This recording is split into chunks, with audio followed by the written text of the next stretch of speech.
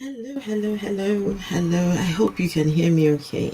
I am waiting for my guest to arrive. I can see you, Robert X. I can see you. Hello. I am waiting for my guest to arrive, the AfroCentric Woman. Hey, how are you all doing on this fine Sunday? It is, for some people, it is July. Well, it's for everybody. It's July the 4th, and yeah, congratulations to everyone celebrating July the 4th. I'm just waiting on my guest to arrive. Hello.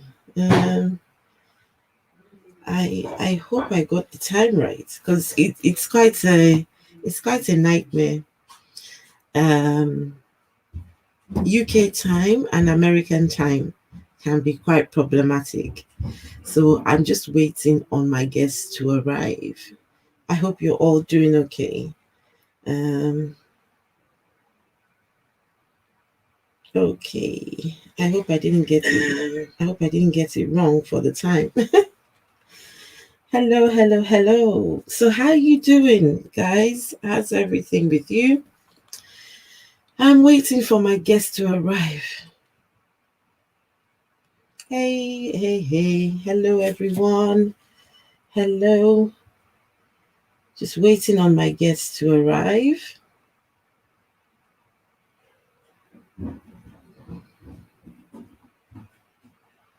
Hello. So while I'm waiting, let me see. We've got some little music that we can play while we're waiting on the guest to arrive.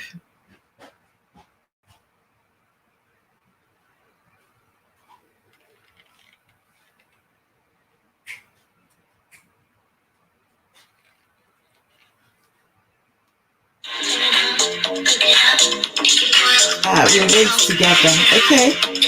Hey, hey, hey. Just waiting on my guest to arrive. I hope I haven't got it wrong. Yeah, this is the time we agreed, so just waiting.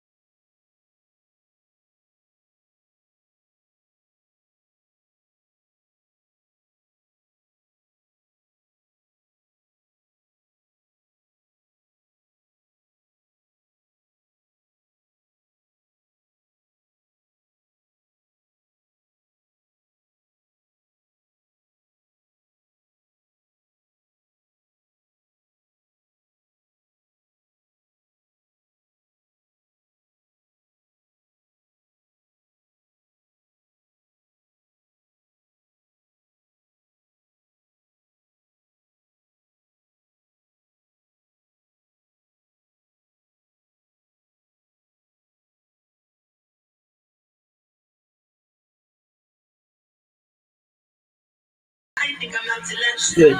Thank you, Robert.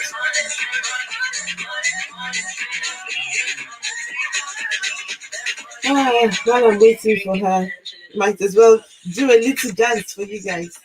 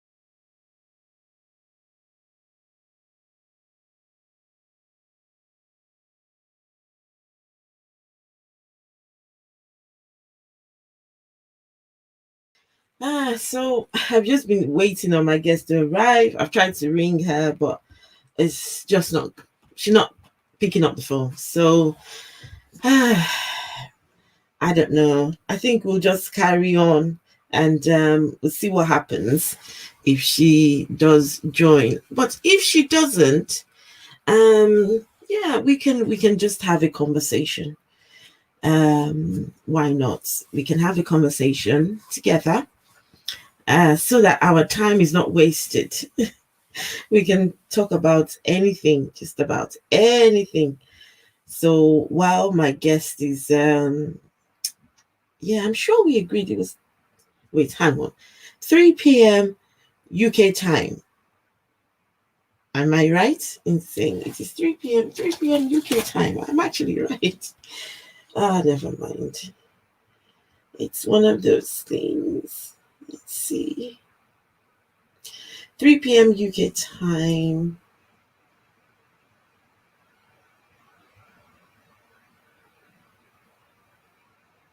7/4. So 7/4, that's today, right? The 4th of July.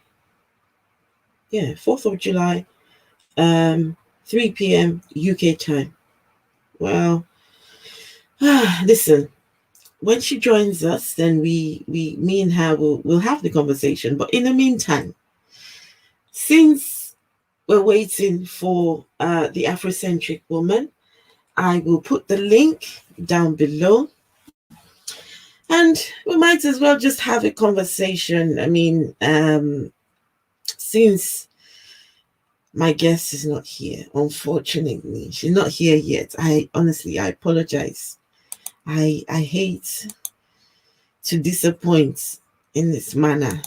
I honestly hate to disappoint you guys in this manner.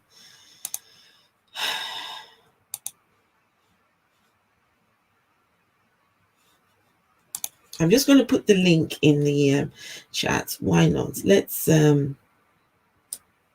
chat. Let's. I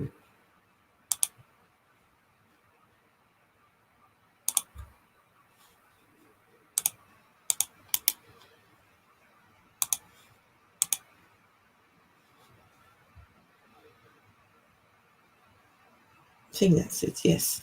So my guest's not here yet, and if and when she does join us, we. But in the meantime, if you want to come and have a chat, why not? Let us talk. You all know my area of specialty is people leaving religion. That's my I sleep, wake up thinking leaving religion, how to wake people up and how to get the average person to wake up and smell the coffee. So yes, if you want to, if you would like to come and have a conversation, why not? While we're waiting for my guest to arrive, if she's gonna come.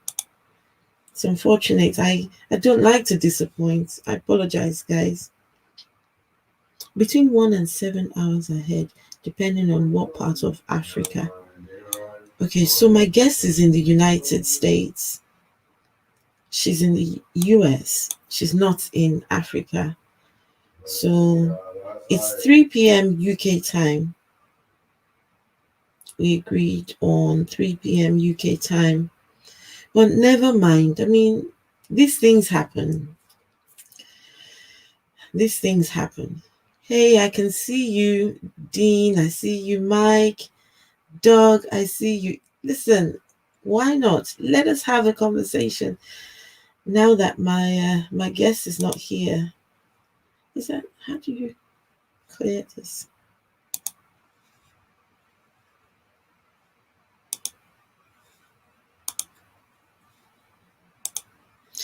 Yeah, that's the link there. If you would like to um,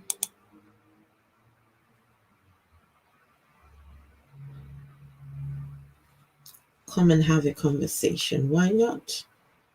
Let us chat. I haven't got any. I was hoping that my guest would be here now, and we would be able to have the conversation.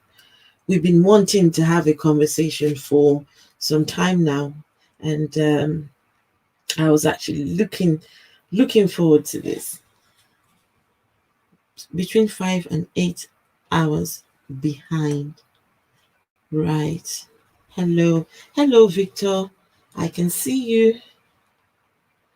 I'll keep on trying to get her.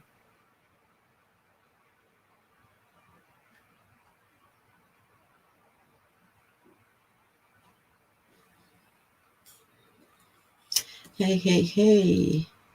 So how is your Sunday going? How are you guys doing today? While I'm waiting for my guest to arrive, I hope she comes.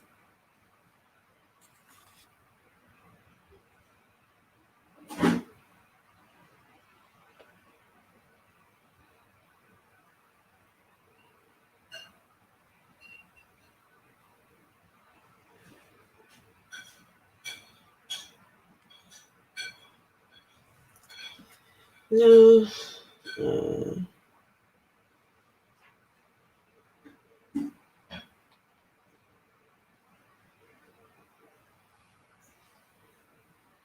hello. I'm just still trying to put out the call. Um, oh, I've seen better days. Oh, what's the matter, Mr. Mike? Everything okay? I hope everything's okay.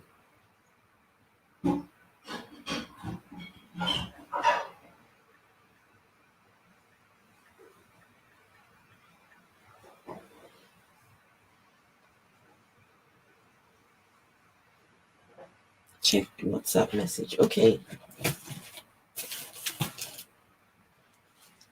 I apologize, guys. I'm trying to. What did I do?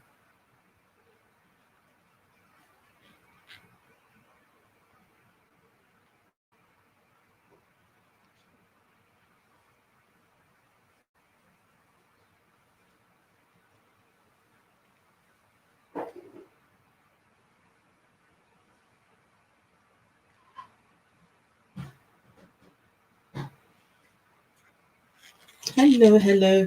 I'm waiting for my guest to arrive, but from the look of things, it looks like I'm not able to get a hold of her, which is quite unfortunate. So, Dean, you know what you sent me? Is this something? Can we review this? You sent me a video. You can play it if you want while you wait. Oh, fantastic. Okay. All right then. Let's let me do that then. Um, right. Let's go. Okay.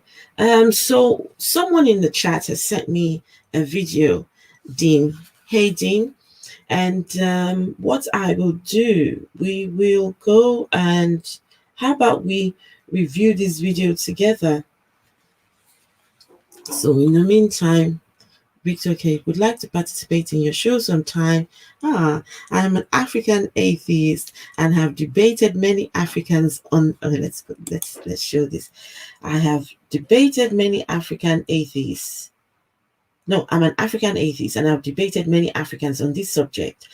Would be nice if I could share my experience with the community. Are you ready to do that now? If you're ready to do that, the link is in the chat. Why not? I mean, every disappointment they say is a blessing. So I may not have the Afrocentric woman today. Something might have happened and she's not able to join. But come on, this is about hearing and listening to people's stories. That's why I'm here. And Mr. Mike, do you want to come and have a conversation with me? I've seen better days. I hope you're okay, Mr. Mike. I would love to just know if you're doing okay. So yeah, the link is in the chat. Let me do it again. Now that my guest is not here, I mean, Dean has sent me a video, but I would review that, which is fine. But Victor, if you want to join me, you don't even have to have your camera on. You can have just your so even if you're not ready, even if you haven't got makeup on, I've got full face of makeup on. I was ready. I was ready. I was with my lipstick on, makeup, everything, getting ready. So even if you've not you don't want to have your face on, I mean, why not? But if nobody's coming to have the conversation, then we will review the video sent to me by Dean. It looks like an interesting video. I just had a quick peek, and let me share the link again.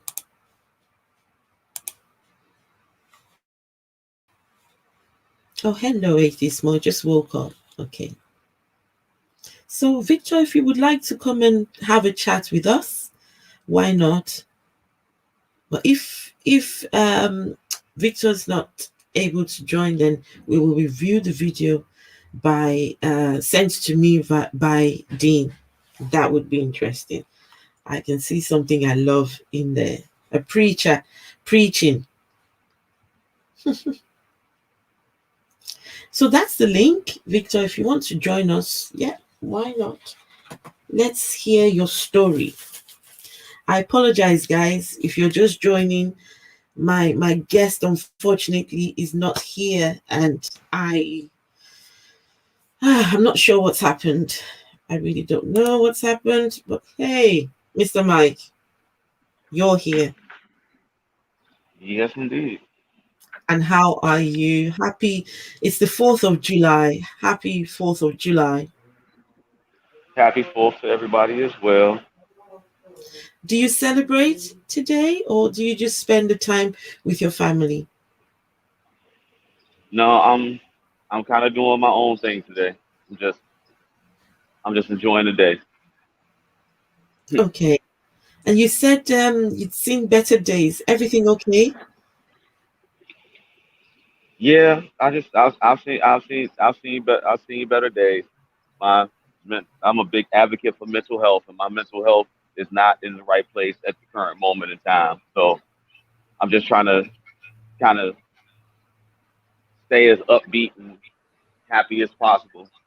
But I have a lot of things going on personally, so it kind of I, it kind of put a I put a little damper on my day, but it's all right.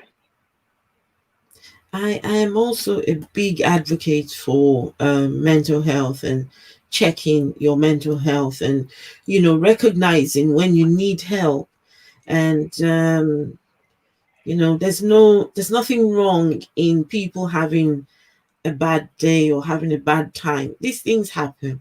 It's part of life. But just Oh, Oh my recognizing. god. Are you okay? yeah. Please tell me you didn't fall. No. I'm like, oh my god.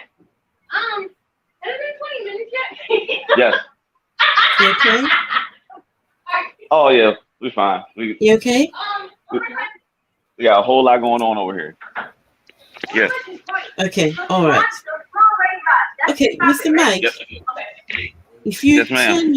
turn your we can hear the lady in the background and she is so Oh yeah, I loud. know. I know. I If know. you I know. I know. Okay, but Yeah. Yeah.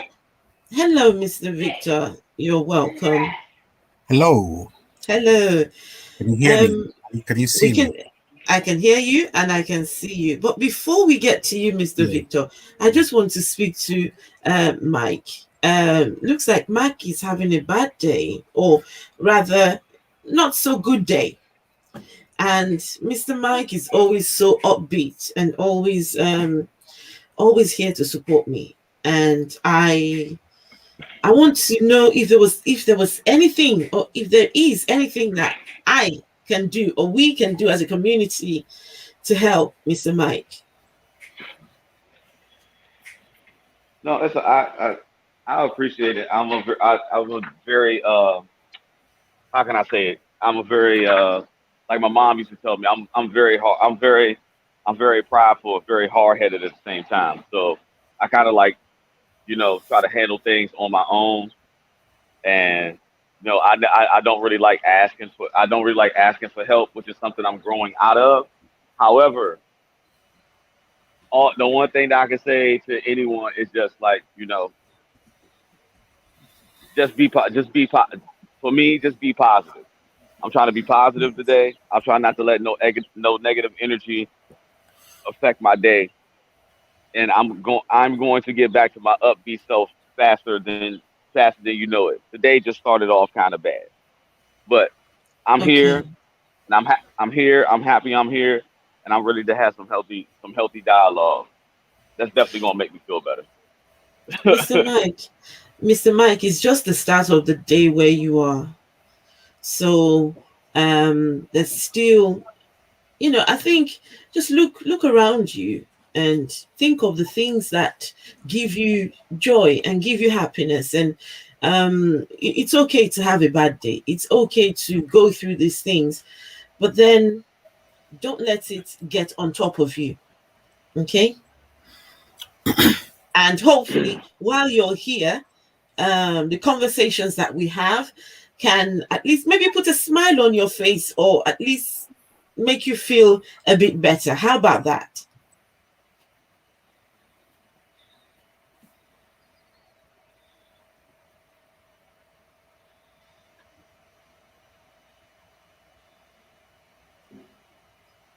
Mr. Mike? You there?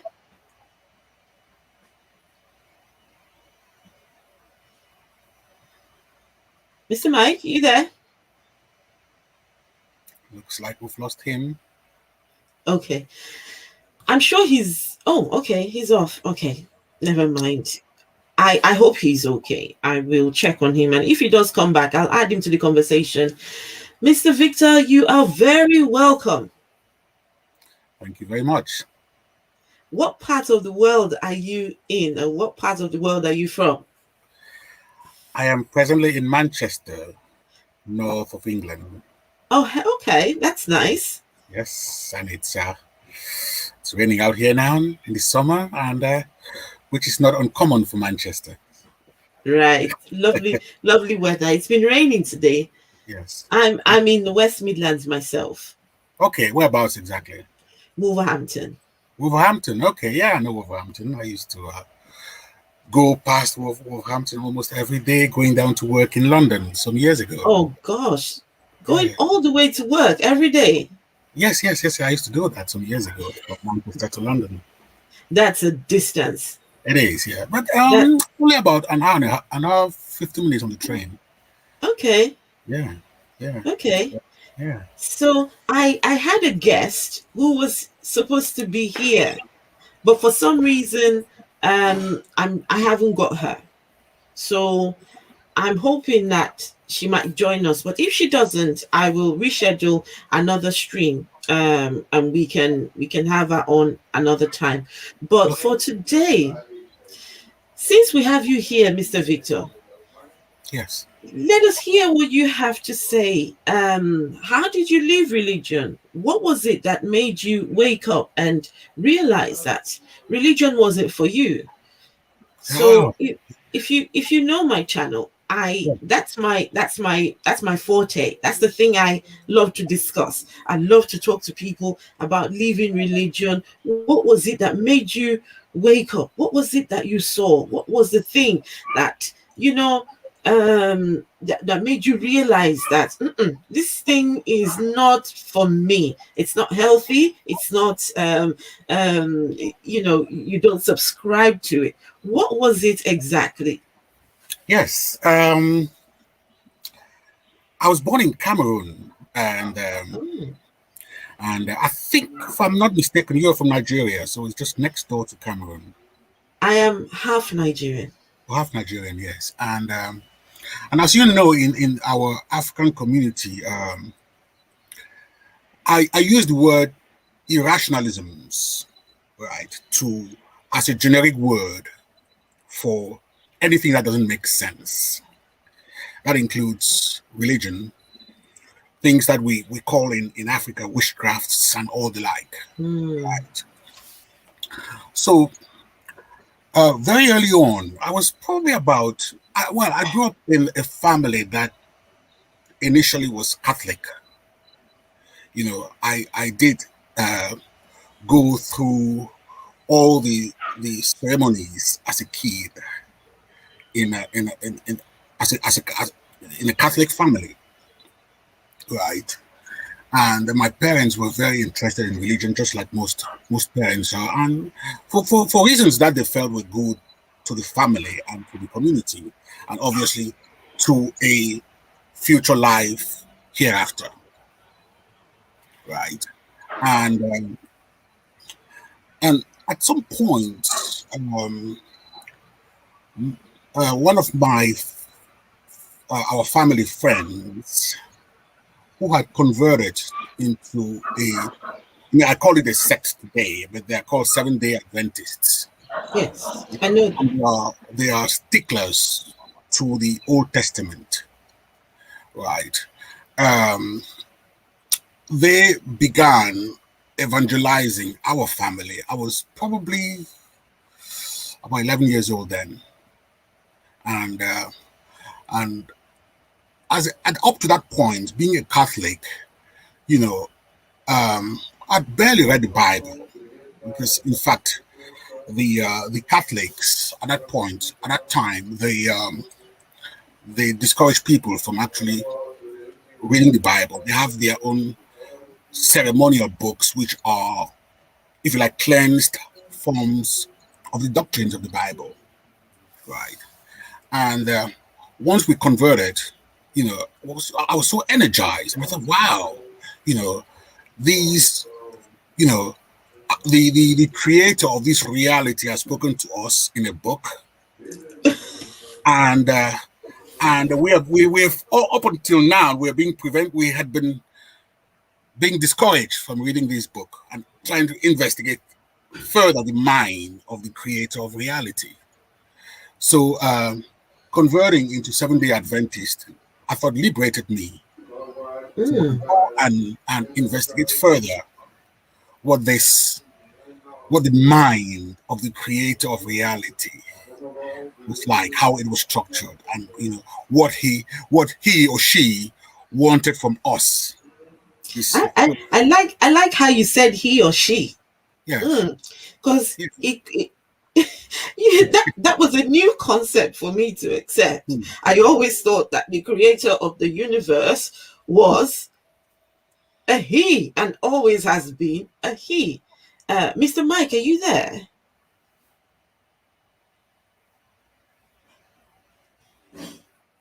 Because Mr. Mike he shared with us a story some days ago. He shared with us a story about how him and his family, what they went through and how they left religion, and it was a very impactful story. And I Oh yes. just want him in this conversation as much as possible. Yeah, Mr. Mike, you're there, Oh right? yes, man. I had to. Okay. No, Yes, no, ma'am. I no, had to no. mute. I had to mute my mic for a second. Okay, okay. I was just checking to make sure you were still here. Okay, we'll Oh carry yes, on with of course. Mr. Hello, Victor. hello, Yeah, Mike. Welcome back. Yeah. Mr. Victor, carry on with your story. I'm enjoying this so far. Yes. Catholic and the Seventh Day Adventist. So And 7 days. you started going to church on a Saturday instead of a That's And I'll Sunday. tell him. I'll tell him mine when he's done. Sorry for interrupting. I'll tell All him right, mine when he's done. Yeah. all right, So Mr. Mike. started going to church on a Saturday and started. I mean, they are sticklers of the Bible, especially of the Old Testament, right? For instance, Oh, this doctrine of clean and unclean food, being as a human being clean and unclean. For instance, if you there are passages in, if I'm not mistaken, Deuteronomy or maybe even Leviticus that say if you come in contact with certain types of objects, it may render you unclean for 7 days. Right. For instance, if a woman is going through her periods, right, um, she is, I think, unclean. unclean. Yeah. Yeah. One of what let me tell you, there was a church I went to some years ago, and the pastor told all the female members of the church, if you are on your monthly cycle, do not come to the front, do not come to the altar, Yes. where the pulpit is, right? He said any woman on her monthly cycle who steps foot in that particular area will Yes. render that place unclean. Unclean. Yes. And so he said to us, as women, we were not allowed to come on that particular spot when you are on your cycle. At Yeah. the time, I was wondering, what on earth is this? Is it not the God that gave us this body that we have, Exactly. this cycle that we have? Now okay, so it's okay to come to church, but there are some parts of church we're not allowed to. I could not, I couldn't understand it, but he said it, and but my thing was, how is he going to know who is on their monthly cycle or not? It's crazy. Yes. Exactly. So we had been, say, 7 Day Adventist for about a year when one Saturday after our uh, our service, I came home from the church very energized. And I think I had just learned on that morning why it is that a Saturday should be the holy day rather than Sunday.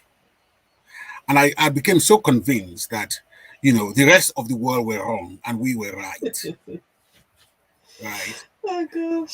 Yes. And I thought, I just can't let this go on like this. I have to bring this information to the attention of the rest of the world, i.e., Hmm. my ex Catholic and Protestant friends and family members that, they are wrong-headed in going down in worshiping the creator of reality on a Sunday, as if the creator of reality really cared. But I was so passionate that, we're all wrong-headed. I have to do something about this. So I set out a plan myself to start. I was just maybe about 11 years old, I think, maybe 10 years old. I set out a plan at that age to begin to evangelize.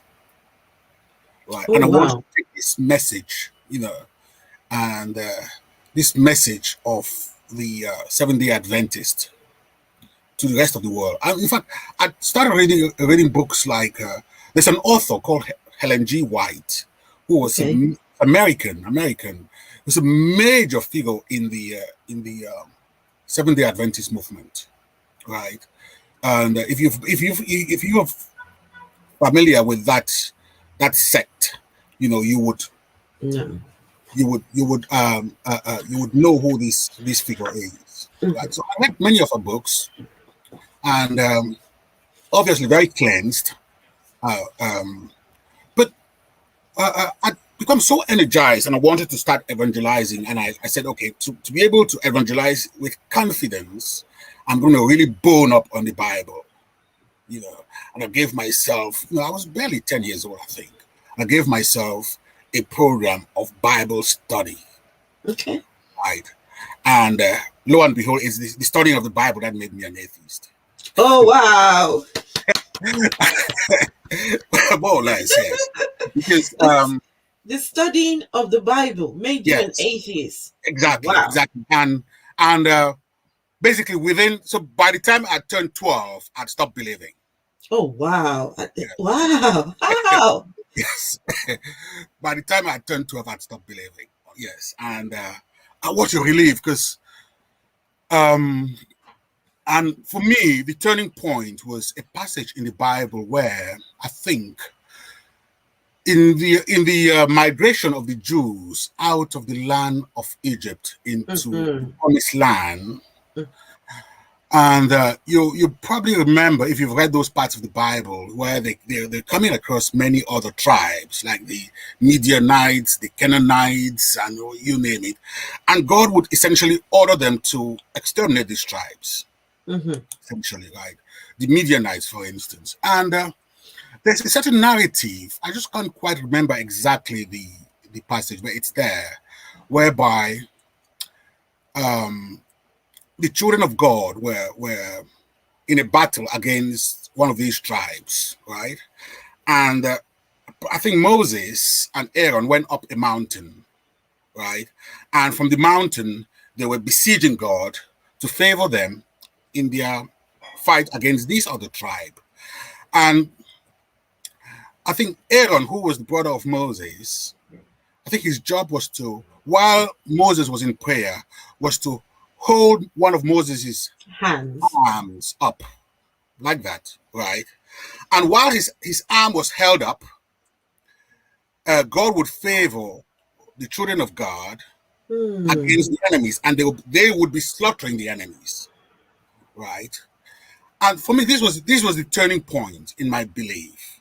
And I thought, these are if the Jews are the children of God, are these other tribes not also the children of God?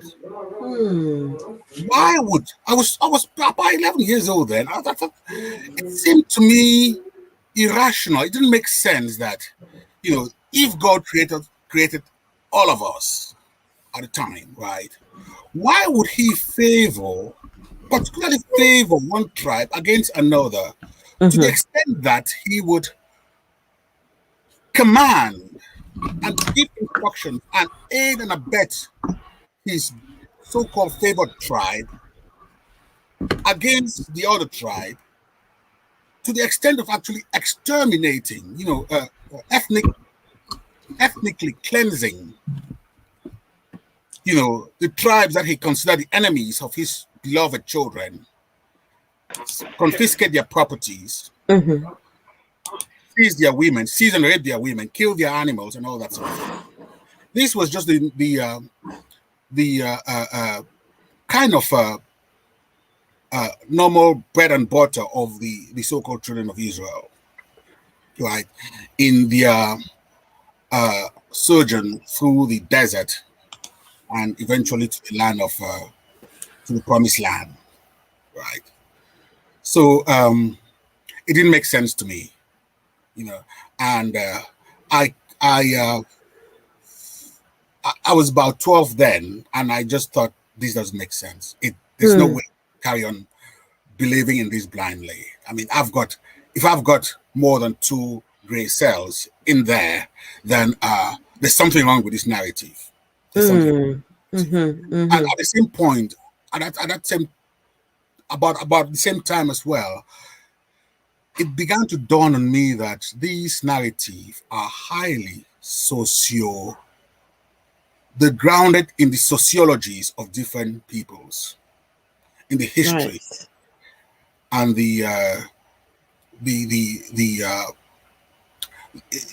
the cultural, sociological backgrounds of that group of people, the people in the Middle East, where, if you like, the Abrahamic religions originated from.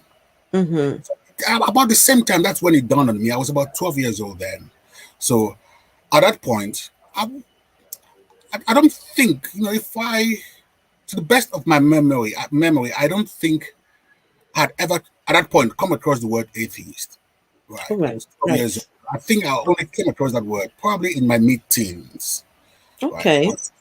But at about 12 years old, I left home to attend a boarding school back in Cameroon, and that was liberation for me because not being at home, I didn't feel the obligation to attend church with my family. So probably from the point of that epiphany, as I'll call it, right? I was about 12 years old. To this day, I have never ever said a prayer with the conviction that I had then. Right. When you'd be told that if you're in need of anything, you're in trouble, whatever, say a prayer to God, whatever. So from the age of 12, I'm just past 50 now. Oh, wow. I've not said a prayer with conviction because I became convinced that this doesn't make sense, right? So leaving home to attend a boarding school liberated me from the burden of having to go to these places of worship with a family. And essentially since then, since the age of 12, I've not on my own volition and conviction been to a place of worship. I've been, for ceremonies like weddings and all those sort of things. Yeah. But I've not felt the conviction on a Saturday or a Sunday to go to any place of worship. That's rather unusual for an African. Yes. That's rather unusual, and I'm sure you know that because of course I do.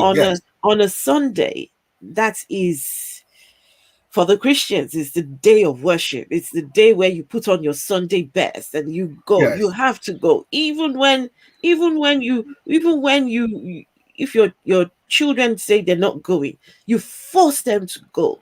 You get them ready first thing in the morning and off you go. So to not have that feeling as a child, that's incredible to me. Yeah. Absolutely incredible to me. Yes. So now you are an atheist. Yes, I am. Yes. And your family, are they they atheists? Are they religious?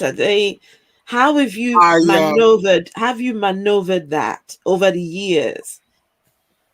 Well, in terms of my children, they know my position, right? Okay.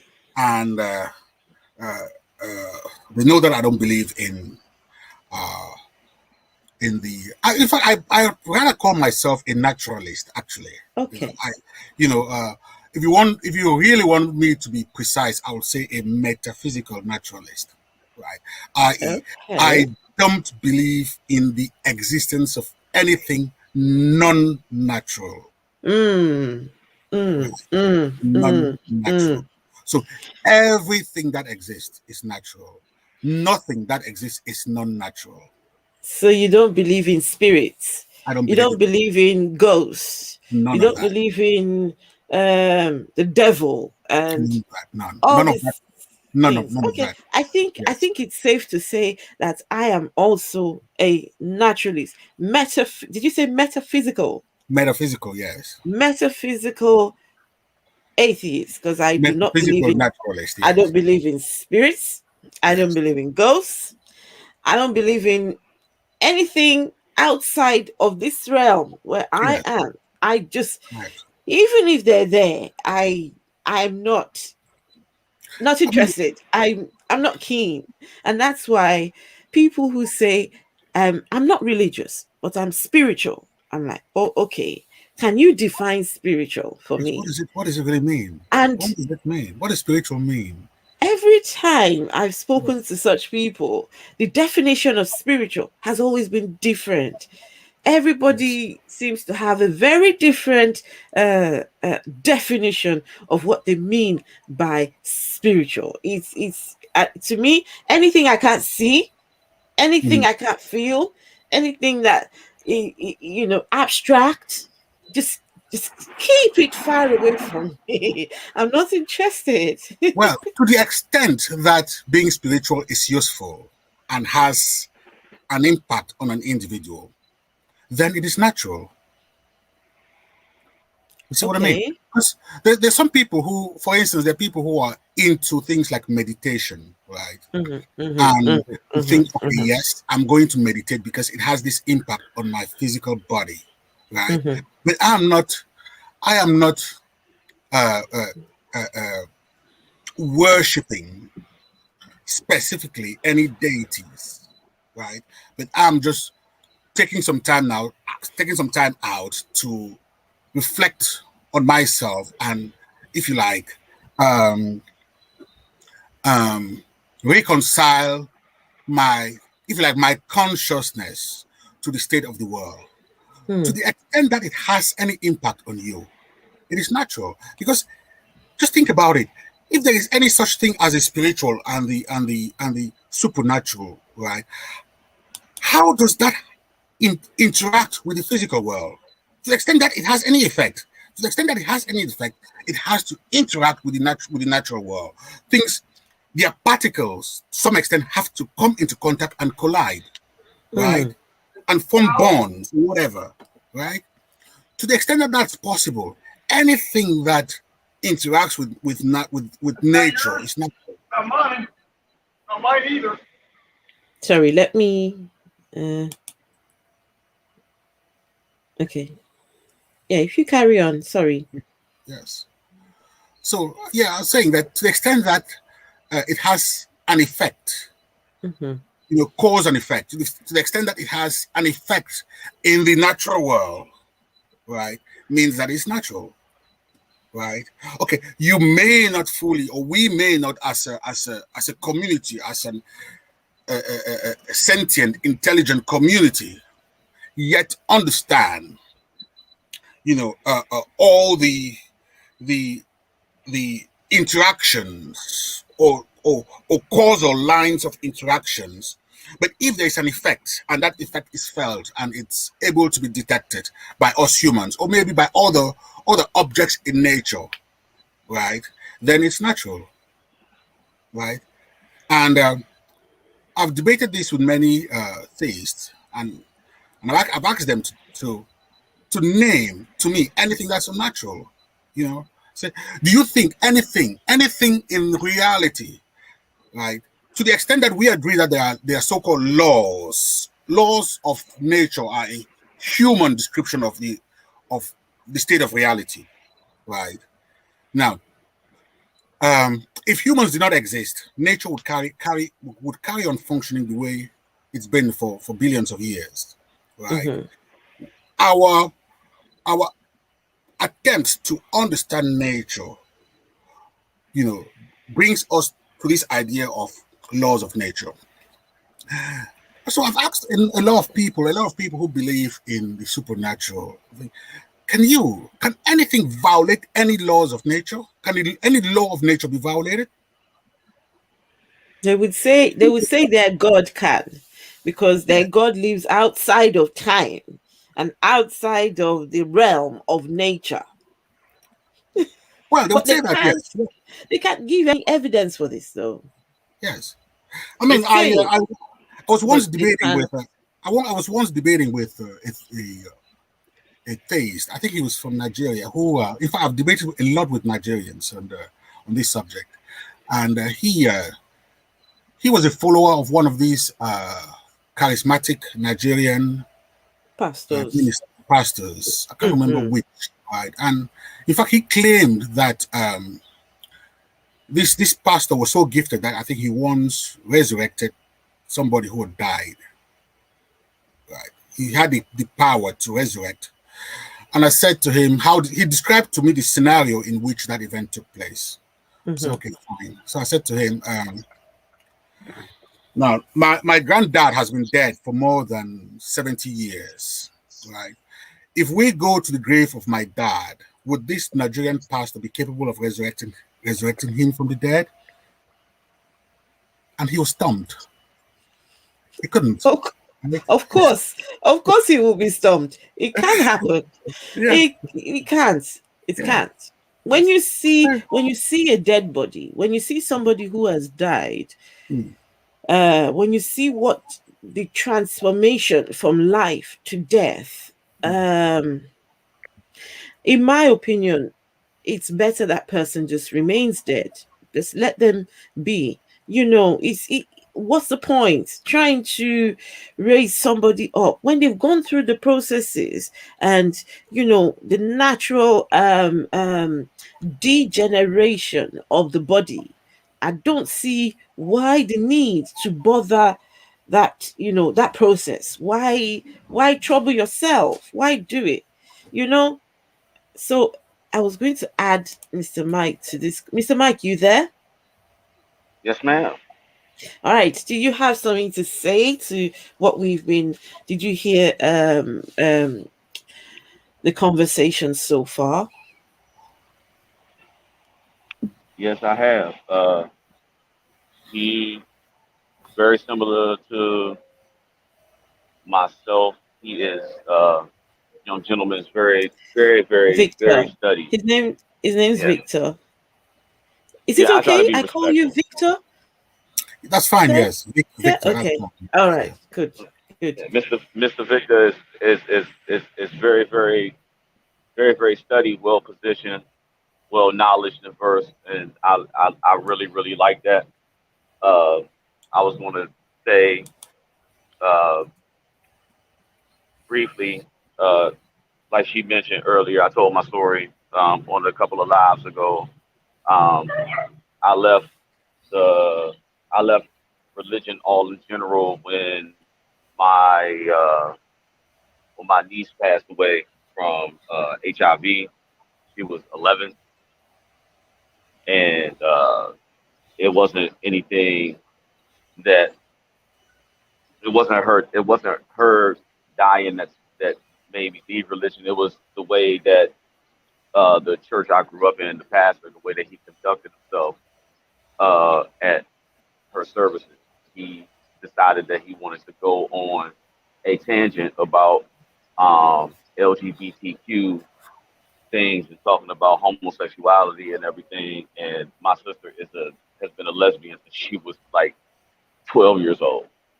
So she's Wow. always like dated women. And when her daughter died, he decided that was the perfect time to do this. And he did it in front of my whole family. And after after that, after that, I was like, I can't do this anymore. My mom left. My Mm, mom left it. Like I told the queen, like my mom left the church, and then once my mom did it, and like you was talking about, They make you get up and go to church all the time. They make you go to every single event at the tabernacle and or your mosque or whatever you want to name it. And once my mom left, everybody left. At least my mom and her children. So like my mom, my sister, myself, my younger brother, just all stopped. We just stopped dealing with religion all in general. And we are spiritual people, but we believe we believe there's something else. There's a higher power, but I can't conform to my favorite word is the construct of religion. Like Of religion, right? it's just another it's just another form of being able to control people. And I'm a very uncontrollable person. I will put it that way. So, Right. you know, but I So you, understand exactly what Mr. Victor was talking about because I feel the same way that he does, especially when he spoke about his children and mm, how he teaches his children. Like that really touched me in a real way because I feel the same way. Like I will tell my daughter I will tell my daughter, but there's nothing wrong with believing in something, but you don't have to be uh religious. And this is coming from a person who is an ordained minister, who is actually an ordained minister in the you were state of an Maryland. ordained minister, Mr. Mike? Yeah, Oh yeah. my goodness! Wow! I'm an ordained I'm an ordained minister in the state of Maryland, Oh and wow! I only did it because my sister, when when she finally got married, she wanted me to be the one to marry her and her wife. And so I Oh, that's decided to, nice. I decided to go to school for it and everything. So, you know, I have my family still has, like I said, have a close connection with, spirituality. Um, and like I said before, a lot of my family is still very religious, but I'm kind of like in the gray area. I'm not Okay. religious, No, but I'm not quite an atheist either. But right, right. I just don't believe in I don't believe in the construct of religion in general, period, because I don't like anybody telling me what to do and trying to control me and things of that nature. So I appreciate Mr. Victor's words because even though I was going in and out because of my connection where I am, Hmm, hmm. everything that he was saying it was right on point, right on point. And I appreciate that. You know something. I becoming an atheist for me was not a one day thing. It was a journey. I got here over a period of time. It was a period of about 2.5 years of questioning. And I don't know if you guys know, but I'd finished the pathways to ministry, and my path was set for ministry. I was going to be a priest in the Church of England. And tomorrow, if I decide to still be a priest with the Church of England, I can still pick it up, but I know I'll be lying to myself and lying to the people because I don't believe this stuff anymore, you know. And it didn't come easy. It didn't come overnight. And that's why wherever people are on their journey, I would never ever as long as you realize, Mr. Mike, you said religion is it's a construct. It's people just coming together and Hmm. think, just trying to make sense of this world and trying to make sense of our existence. Some people believe there has to be something. There has to be something that is in control of all this. It couldn't have happened on its own. It couldn't have happened, and I'm the same. I'm the same. So I actually call myself I'm atheist agnostic. So I I'm atheist, but there's still that bit of, okay, there might be something, but then it's definitely not the God of Isaac, Jacob, and Abraham. It's definitely not that one. neither is it Allah, and neither is it, the ones that I've seen so far. It's, well, if there is out there, but we're all on a learning. It's a learning curve, and I think Mr. Victor, I'm sure you've heard what Mr. Mike just said and what I just said. And I'm sure you're dying to say something. I saw you going to go and grab a book.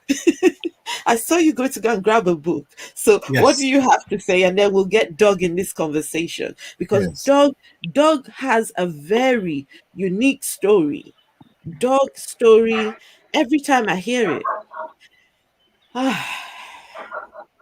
it goes to show what religion can do, the damages, the Yes, evil that yes, religion can do. So I cannot wait for Doug to tell um, us what he has to say. yeah. Can I just come back on a few things, before we let Doc in, if you don't mind? Okay. Yes, and yes, I've been following your channel now for about 2 or 3 months, I Oh, think. fantastic. Because I think Okay. you're relatively new to YouTube, aren't you? And I've been a YouTube atheist, although I have not made any videos. This is really the first time I'm taking part in a live Conversation. conversation. Yes, Oh, on wow. YouTube. Yeah, Nice. but I've been following a lot of YouTube atheists for more than a decade now, and Mm. quite a lot of them. Yeah, and I used to debate on a lot of Nigerian websites with a lot of theists, right? And I've not been on any of these sites now for many, many years because, after a while you kind of run out of steam because you kind of recycle the same old. Yes, yes, yes. But in my time, I mean, I'll show you I'm in my study here, right? And We if I can we show can you, see. yes, I've got no less than maybe 300 books on religion, right? Wow. Yes, no less than that. I've got a lot. I've researched this area enormously, Wow. and I've looked at the philosophy, the sociology, the psychology. I've read a lot of the major authors. This is probably just about half of the number of books I've got in here. Ooh. I've got quite a lot because when I came to England, My I've got only a small shelf just up yes, here. It's I think you'd be 1/100th of what you've got.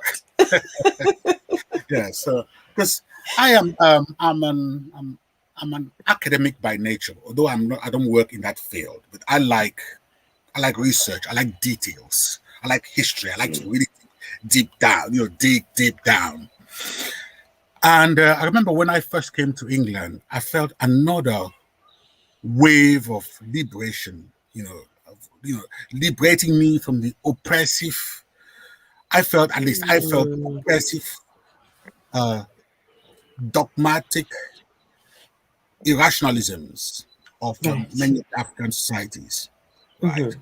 And I was particularly interested in researching further this Christian and Judeo-Christian religion, the history of all of that. And it so happened that I landed in Manchester, and Manchester had, within my first month in Manchester, that's a long time ago now, I came to realize that Manchester, I think it's called the University Library, John Rylands Library. I went to University of Manchester many years ago. Had one of the original uh,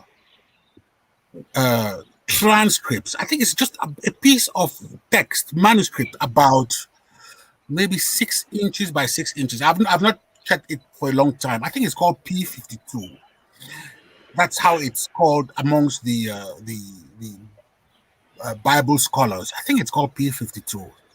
Is one of the Mm. original fragments of the book of John. Mm. Mm-hmm. Okay. And Mm-hmm.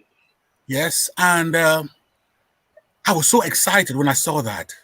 And that sparked off in me several years of interest in Bible and the Bible and the sources and origins. I spent many, many hours in the library reading these books. Eventually, when I could afford them, I started buying them myself, right? And I mean, it opened my mind, right? Then I was really interested in the origin, the history of religion, the origin of Christianity, and all that kind of stuff. And I hadn't really looked that much into the arguments for or against the existence of God. Although at that point I was convinced that, well, I wasn't convinced of the arguments for. Let's put it that way. I was about 20 then. I had given up belief. So I wouldn't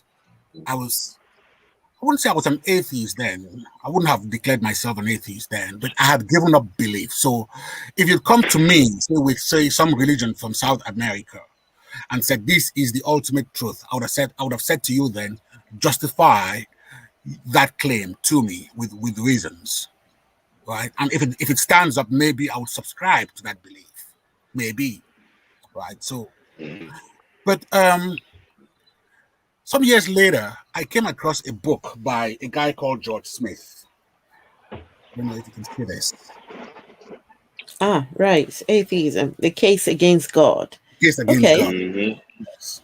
And for me, this was the book that initially convinced me that there's a strong case for atheism, right?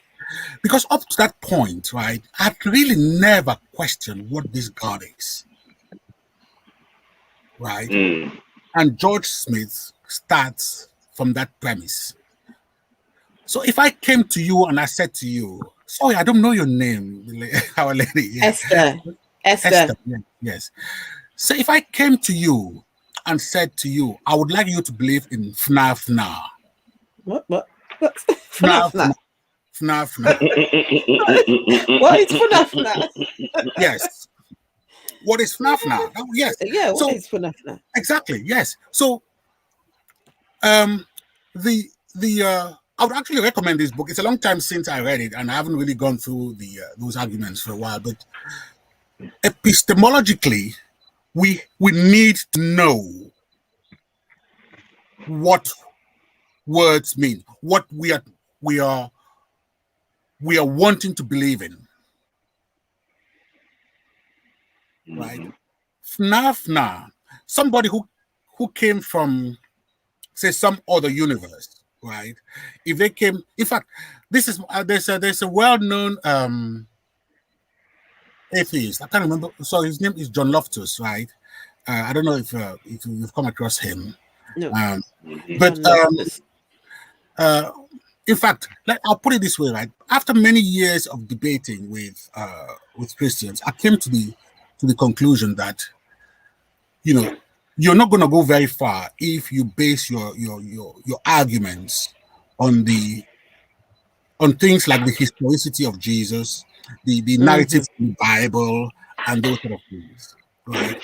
So I've shifted from debating any religionist on the claims of their religious texts. I now, I discovered this about 10 years ago, that if I move away from the claims of the religion to an epistemological position, that is, how do you come to know that what you are claiming is reality? How do you come to doing that? Right. So I when I discuss these things with people, I say to them, don't tell me about your Bible. I'm not really interested in what's in there anymore. Tell me why I should believe it. Right? If there is an originator of the entire reality, and he's omnipotent, omniscient, benevolent, and all that, right? Wouldn't he have devised a better way of making us, his children, come to know about him than conveying that knowledge through material that themselves are flawed? Are flawed. right? When Jesus was out there walking the deserts of the Middle East, did he at any point anticipate that 2,000 years hence, people are really going to want to know what he said? And if and Mm. if and if that crossed his mind, what steps did he take to ensure that his words were enshrined or would be transmitted to the entire human family in such a way that it would never ever be misinterpreted, adulterated, changed, whatever. Right? If it was so important that this generation of the human family come to know about what Jesus said 2,000 years ago, what steps did he take to ensure Mm-hmm. that words would not cause confusion, would not be adulterated? What steps did he take? These what you're saying are interesting conversations, and I am here for this. I think Yes. we're going to get you out of your we're going to get you out of your just being a YouTube just being one of the people that just have a channel just for the sake of watching videos. I was like that before. I Yeah. had a channel just for watching videos.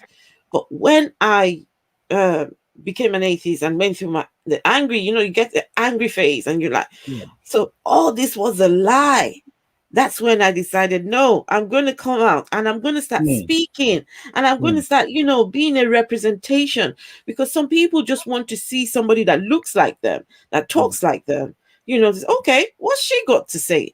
Let's even listen. Let's even, okay, oh, really? So really, I never thought of that. And before you know it, they start to challenge their beliefs. They start to mm. challenge themselves. And so I'm going to get Doug in this conversation, because Doug, he's one man that I I'm in awe of. You He's love been me. through I do, absolutely do. He's been through he's been through it all. What a religious person would say in your time of desperation, in your time when you've been through this and you've been through that, then you're going to come seeking after God. But Doug has been through, the worst you can put a human being through. And Doug he is still, he still takes that stand. He still says, no, I'm still, you know what? I'm not going to speak Doug's story. I'll let Doug speak for himself. Doug, Hi. Nice hey. to meet you, Victor. Hello, Doug. And you again, Mike. Hey, Mike's gone. Yeah, he's Um, probably busy. yeah, it's been a week of anger for me because my forte is hating the Catholic Church. Mm, With what's gone on in the state schools of Canada with in hundreds of Canada, child bodies. yes. Well, the same happened in Ireland, and how many more sites are there around the world?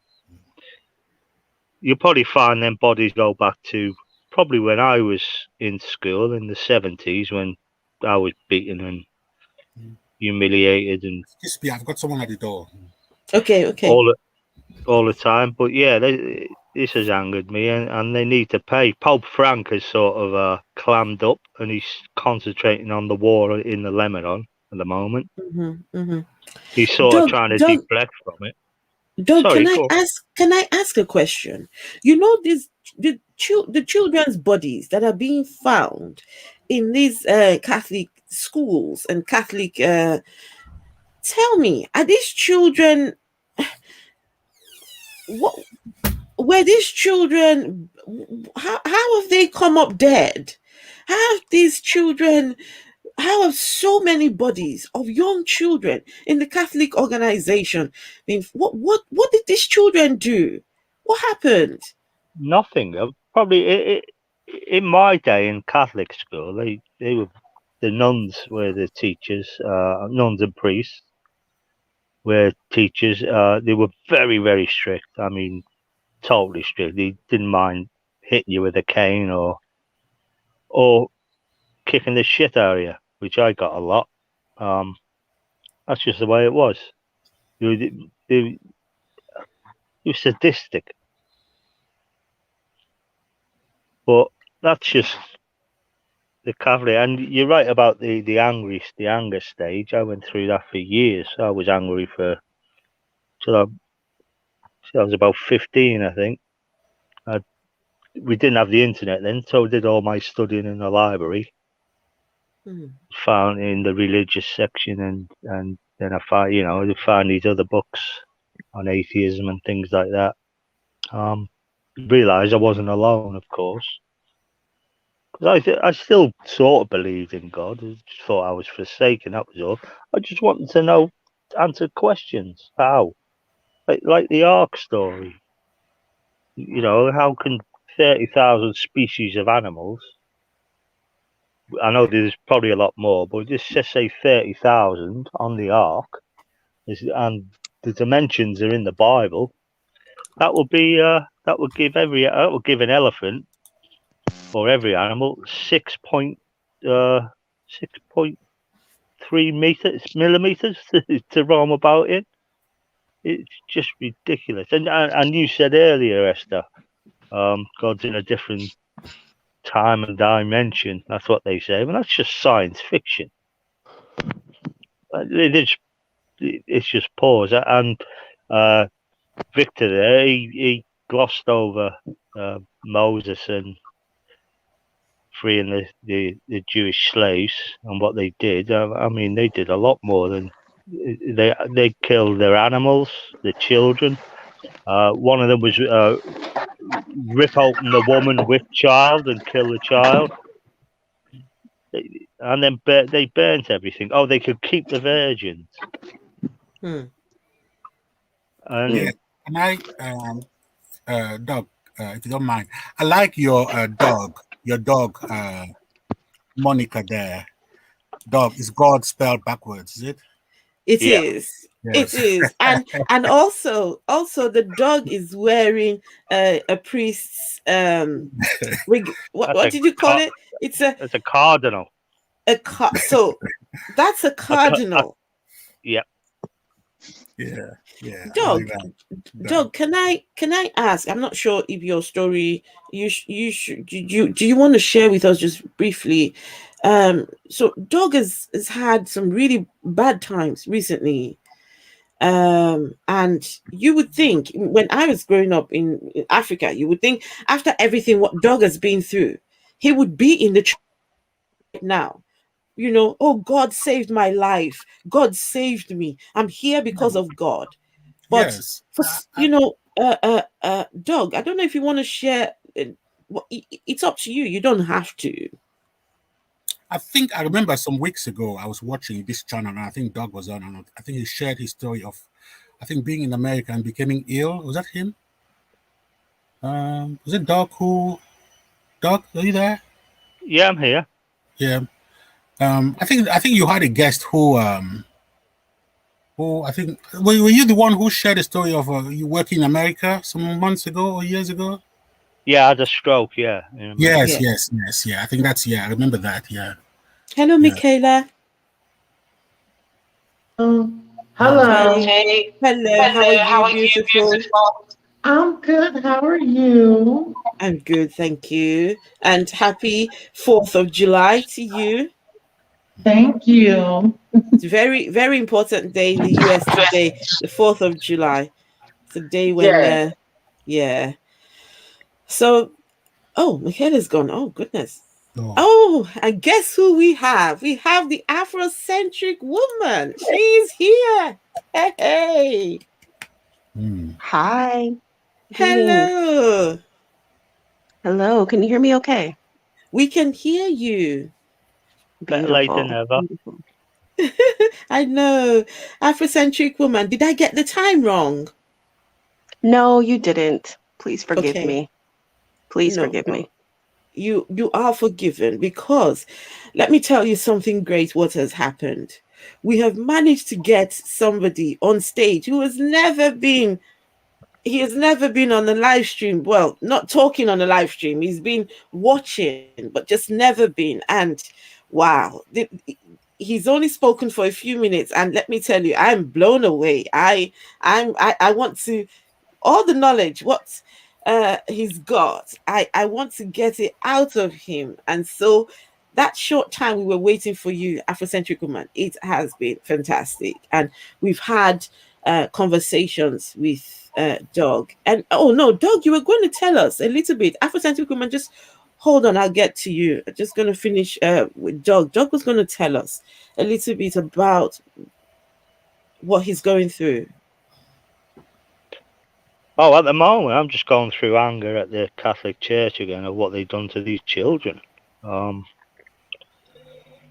It makes you wonder how many sites there are where these children are buried. And I have to say that a lot of these kids were murdered. I'm going to say murdered because they basically were in Ireland in shallow graves around the same time I was going to Catholic school.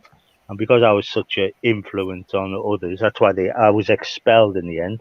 Luckily, not murdered, because my parents were devout Catholics. They were, they dragged the church, and when I was young, I used to enjoy it, but it just got.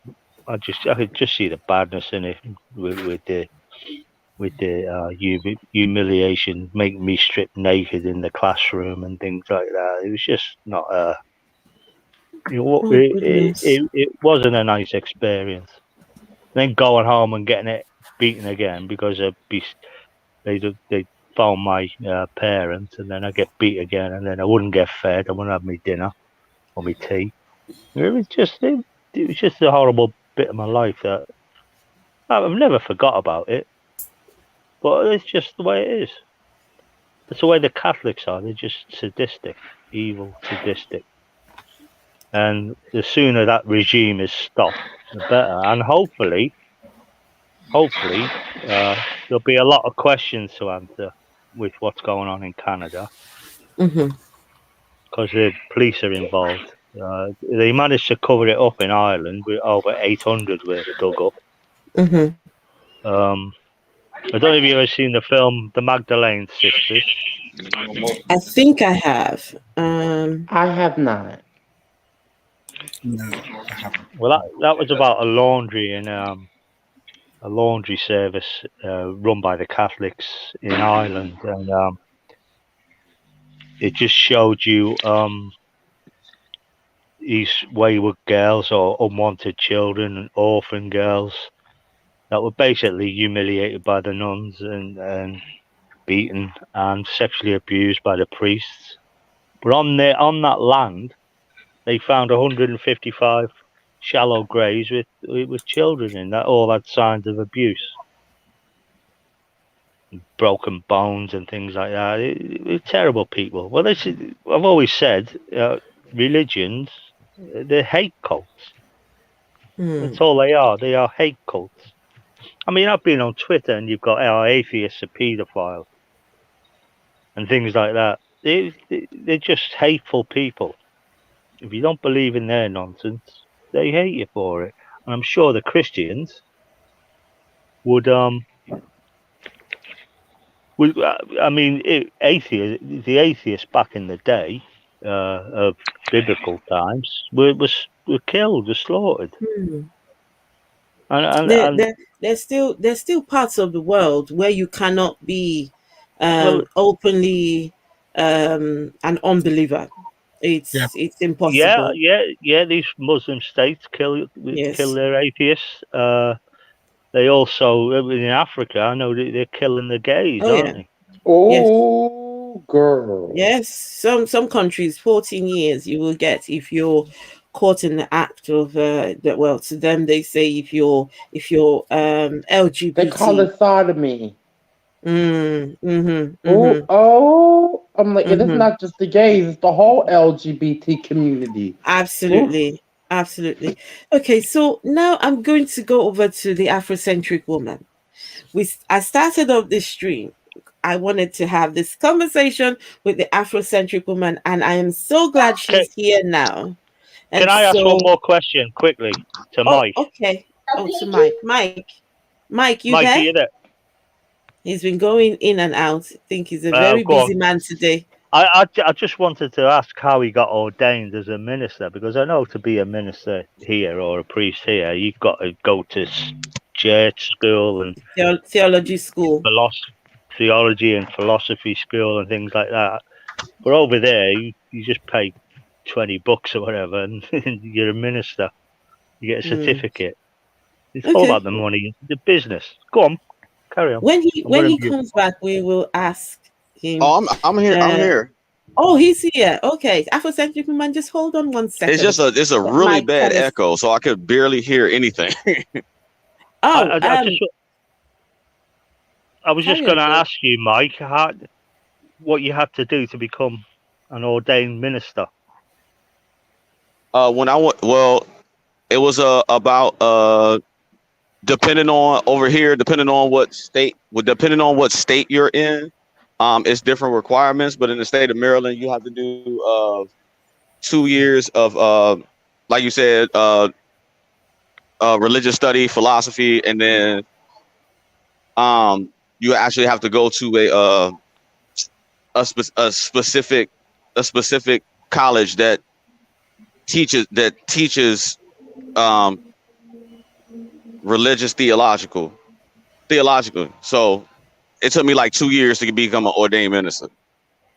Because I know there's So websites that just I actually went to school for it, where I had to study and I had to write papers and stuff like that. So Wow. there's websites where you just pay a fee and then you're ordained. no, I know. I didn't want to do that. Okay. So, go on. Right, I'm going to mute. And you have your So interview. AfroCentric Woman, hello and hello.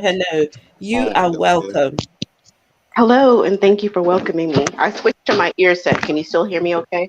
Yes, I can hear you okay. Wonderful. And Wonderful. the reason why I wanted to speak to you is someone said something. They said women and religion. If you want to get women into, if you want to get a family into religion, just get the women. It's automatic. You can get everybody. Once you get the woman, you get the children, you get the husband, you get, and it's always a joy to see people leaving religion, or not becoming an atheist altogether, but at least just waking up and smelling the coffee and realizing maybe there are one or two lies here, that are not they're not adding up. This is just not making sense to me. So we want to hear the Afrocentric Woman. How did you make your way out? So I grew up Kojic, which is like a Pentecostal, it's like a Pentecostal denomination in the US, predominantly African American. And so I grew up like that. They're very like strict. But my mom's generation was a lot more strict than mine. Like they couldn't wear pants, they couldn't listen to secular music. They were you had to dress conservatively. They frowned upon makeup, those kinds of things. They didn't gamble, stuff like that, like super conservative religious sect. But by the time I grew up, it had started to loosen up a little bit.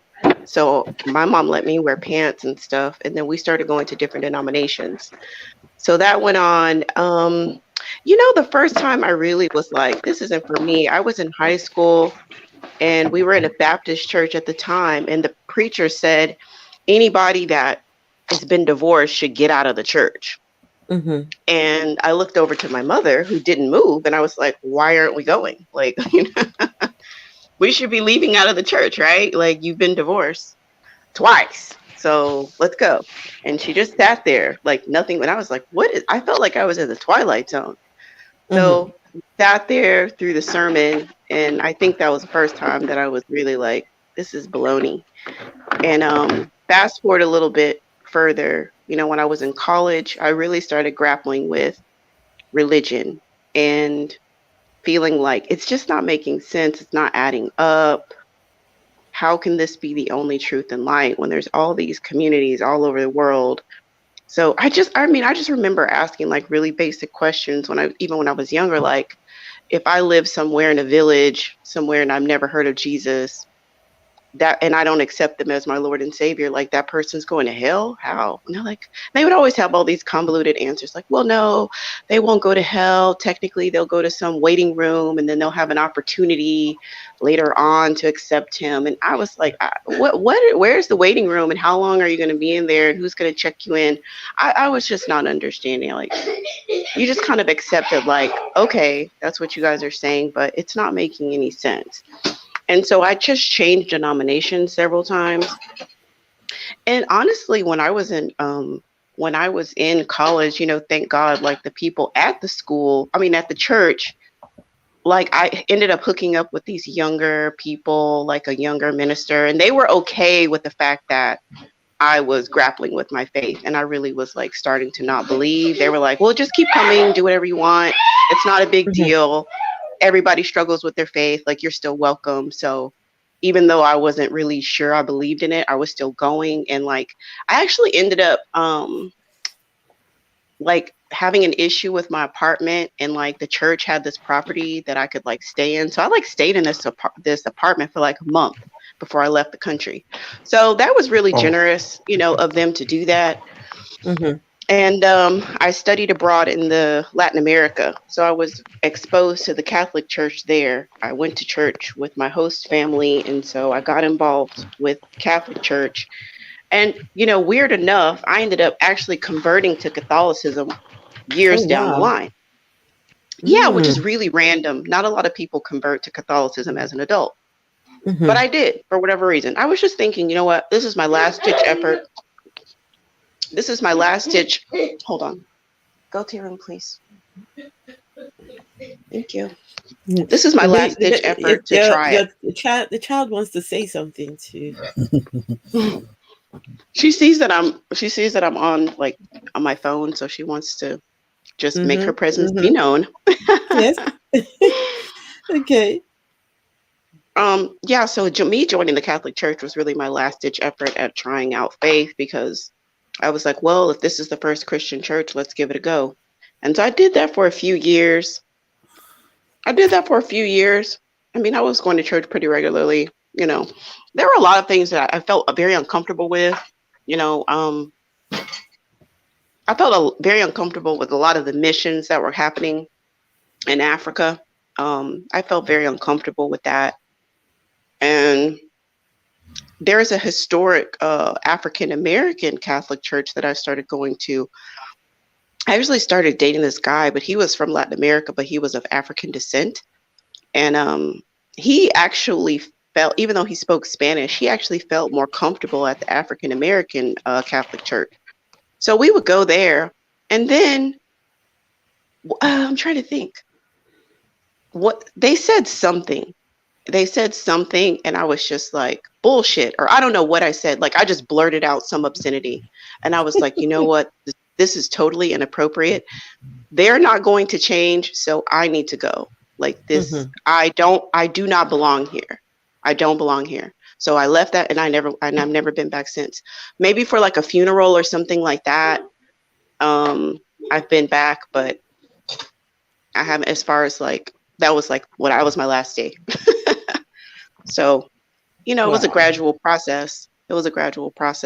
But a necessary one, because of all the contradictions, and the patriarchy really is gross to me. It's really gross to go and see. It just looks to me, it's like a sausage fest. You see all these like men up there and no woman in sight. And like in certain churches, women can't like get at the pulpit. Like women can't go certain places, in the church, or they can only hold certain positions. And that's really gross to me, because I just feel like there's constantly people using religion as a means to subjugate women, and keep women's voices out. And it's like, you think that you're hearing, you think that you're receiving a complete message, but you're not, because women's voices are not even included at all in the process. And I think that if anybody was as close to divinity, I would point to women,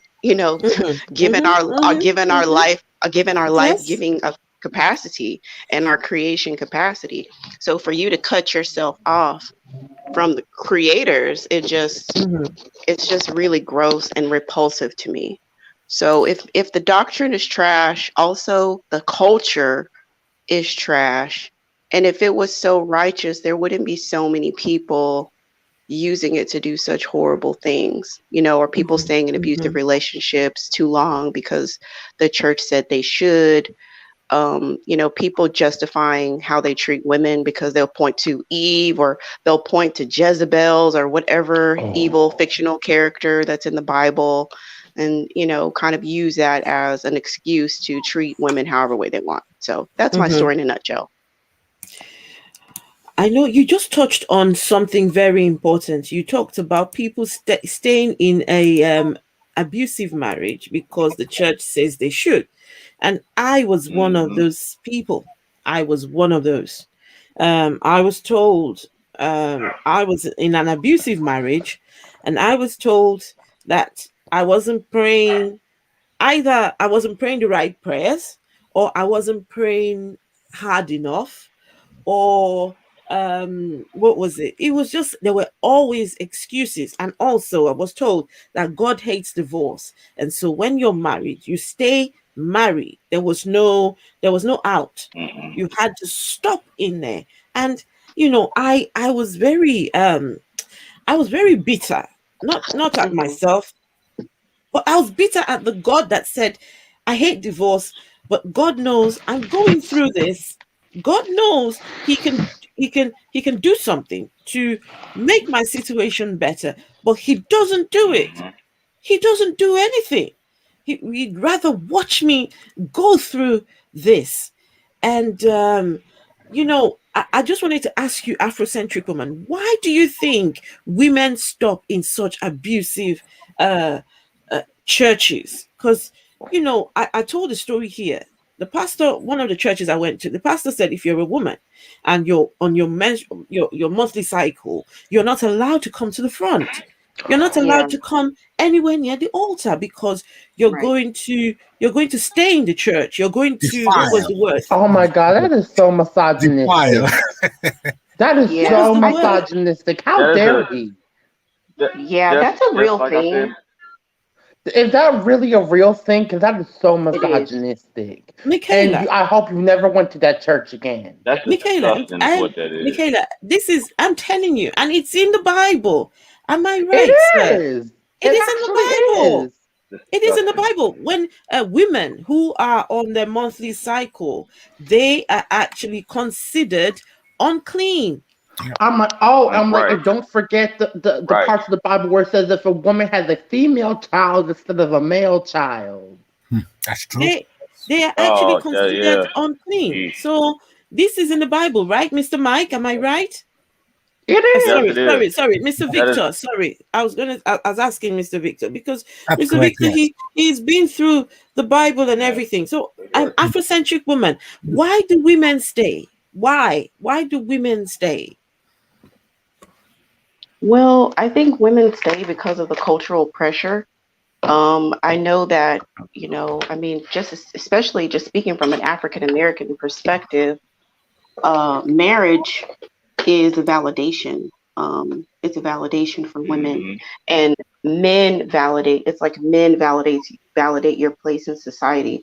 We have a lot of negative connotations towards single women. There's a vitriol that's like catching like wildfire against single mothers, in the African American community. Oh my God! Yes. So I'm like, she is speaking some real truth right now. Do you think that women stay because of patriarchy that's in the church and what the church teaches women? Yes, the church is very, very, very, very patriarchal. And if we look at some of the matriarchal religious societies, or even just societies in general, like there aren't very many left. Like there's a few in India, I think some in Nepal. There's one off the coast of Africa that I know of. There may be more, but there's one. So what we see in these matriarchal societies is an equitable sharing of resources. We see a lot of collective work. We see where everybody has value in the society. There, a lot of the resources are passed through the mothers as far as land and resources and things like that. And so I feel like with a lot of these patriarchal, okay, hold on. Hold on, okay, baby. One second. And then he wants a I snack. just was gonna. I didn't mean to interrupt. I just was gonna say. I agree 100% where the reason is I've said it before. It is a very like the construct of it is a very antiquated way of thinking. Like you can't think like that. You can't think like that in this day and age, and then Mommy hurt my head. apply it to life. Oh, Mommy hurt my head. oh, You want to go outside? I was going to add that. okay, little mama. Can I come in? Yes, you can. Yeah. Yes. I think the common thread across what we've just heard from the AfroCentric Woman and from Mike and Doug. Michaela, we're both African American women, so we both share that experience. So Michaela is African American. Okay. Oh, hey, Michaela. Hey, I'm Ados. Yes. Yeah. I was saying that. Yeah. The common thread across all of these is across all the, I would say, all authoritarianisms, right? So whether they be political, religious, you name it, right? They dislike contrarian positions. They don't like anything to challenge their positions, right? And it generally takes generations for those sort of authoritarianisms to develop, right? I mean, it's conceivable that if you have a matriarchal society, it too could develop into some kind of authoritarianism, and that it would impose its dictates on individuals who challenge it, right? It's conceivable, but as it so happens, very few such societies exist in the world today. But it's conceivable that it could be, right? We as humans, as a human family, most societies that we have grown up in are patriarchal, and they have developed into either political or authoritarian systems or religious authoritarian systems, right? And for that reason, the leaders of these systems don't like to be challenged, right? Whether, I mean, look at what pertained or obtained in the communist countries in the Soviet Union for nearly 60, 70 years. In fact, what obtained in the Middle Ages. In fact, in the last nearly 1,500 years of religion in Western Europe, it's just criminal. I mean, I've read a lot of the history of religion from around the point when Christianity started spreading. I don't know if many of you know about the histories of the what they call the I can't remember the technical word, but at the time when Christianity evolved in the Middle East, there were many other cults, right? Christianity was just one of about 300 or 400, right? In fact, there were people who say about 100 years after Jesus had, if you like, departed from the earth, who would call themselves Christians, right? But they had never ever heard or come across the narratives of the life of Jesus. In fact, there were bishops in the Christian church then, about 150 years, 150 AD, who had never ever come across narratives of the life of Jesus, right? And why was that? It was because there was a general tendency for ideas to become cultic, right? Mm-hmm. About 150 AD, there was at least 7 different Christian movements, at least 7, right? And thanks to some coincidence in history, one survived, which is essentially the religion that was picked by Emperor Oh, Constantine. Constantine, yes, right, yes, Constantine. The Pauline The Paulian, religion, right? But Paulian. yes, at the same time, there were at least 5 or 7 other religions, right? But Constantine picked the Pauline religion, and it became, I think, about 325 A.D. At the Council of Nicaea, when Mm. he instructed all the bishops then to come up with a doctrine, a consistent line of Mm-hmm. doctrine for the religion. Because at the time there was a lot of infighting between all these various branches of religion, right? The first So prize. this is one Can I form of. just point out something? Go ahead, yes, go ahead. So this is what happens a lot of times in the church setting too, where women's voices get overshadowed when they're trying to share their perspective and their point of view. This is our experience that happens inside the church as well. It's Mm. true. That's true, yes. True. Um, the point I was trying to make is that So are you understanding what I'm saying as far as what I was sharing with the African humanist? And then Yes, we've yes. launched into this Oh, side No, lecture. no, oh, yeah, I sorry, wasn't. I'm I sorry. wasn't If sure. you, That's my fault, Afrocentric No, woman. it's I not your wasn't fault. sure No, it's not your that you fault, the were African humanist. okay. I wasn't sure that you were 100% back because I wanted to bring the conversation back to you. But Mr. Victor was just yes, speaking. I'm very sorry if you feel that I intruded in your time. I'm sorry. That was actually my fault, Mr. Victor. I should have. This was actually about the Afrocentric woman, and Yeah. in my opinion, she is doing a fantastic job. I'm sure the moderators, please, if you can help me, post the link of her channel to in the chat because, you know, I know I'll I be following. Oh, most definitely. Oh, Michaela, you should. And you know, we're just talking about women and religion, and she does a very fantastic job of emancipating and empowering women.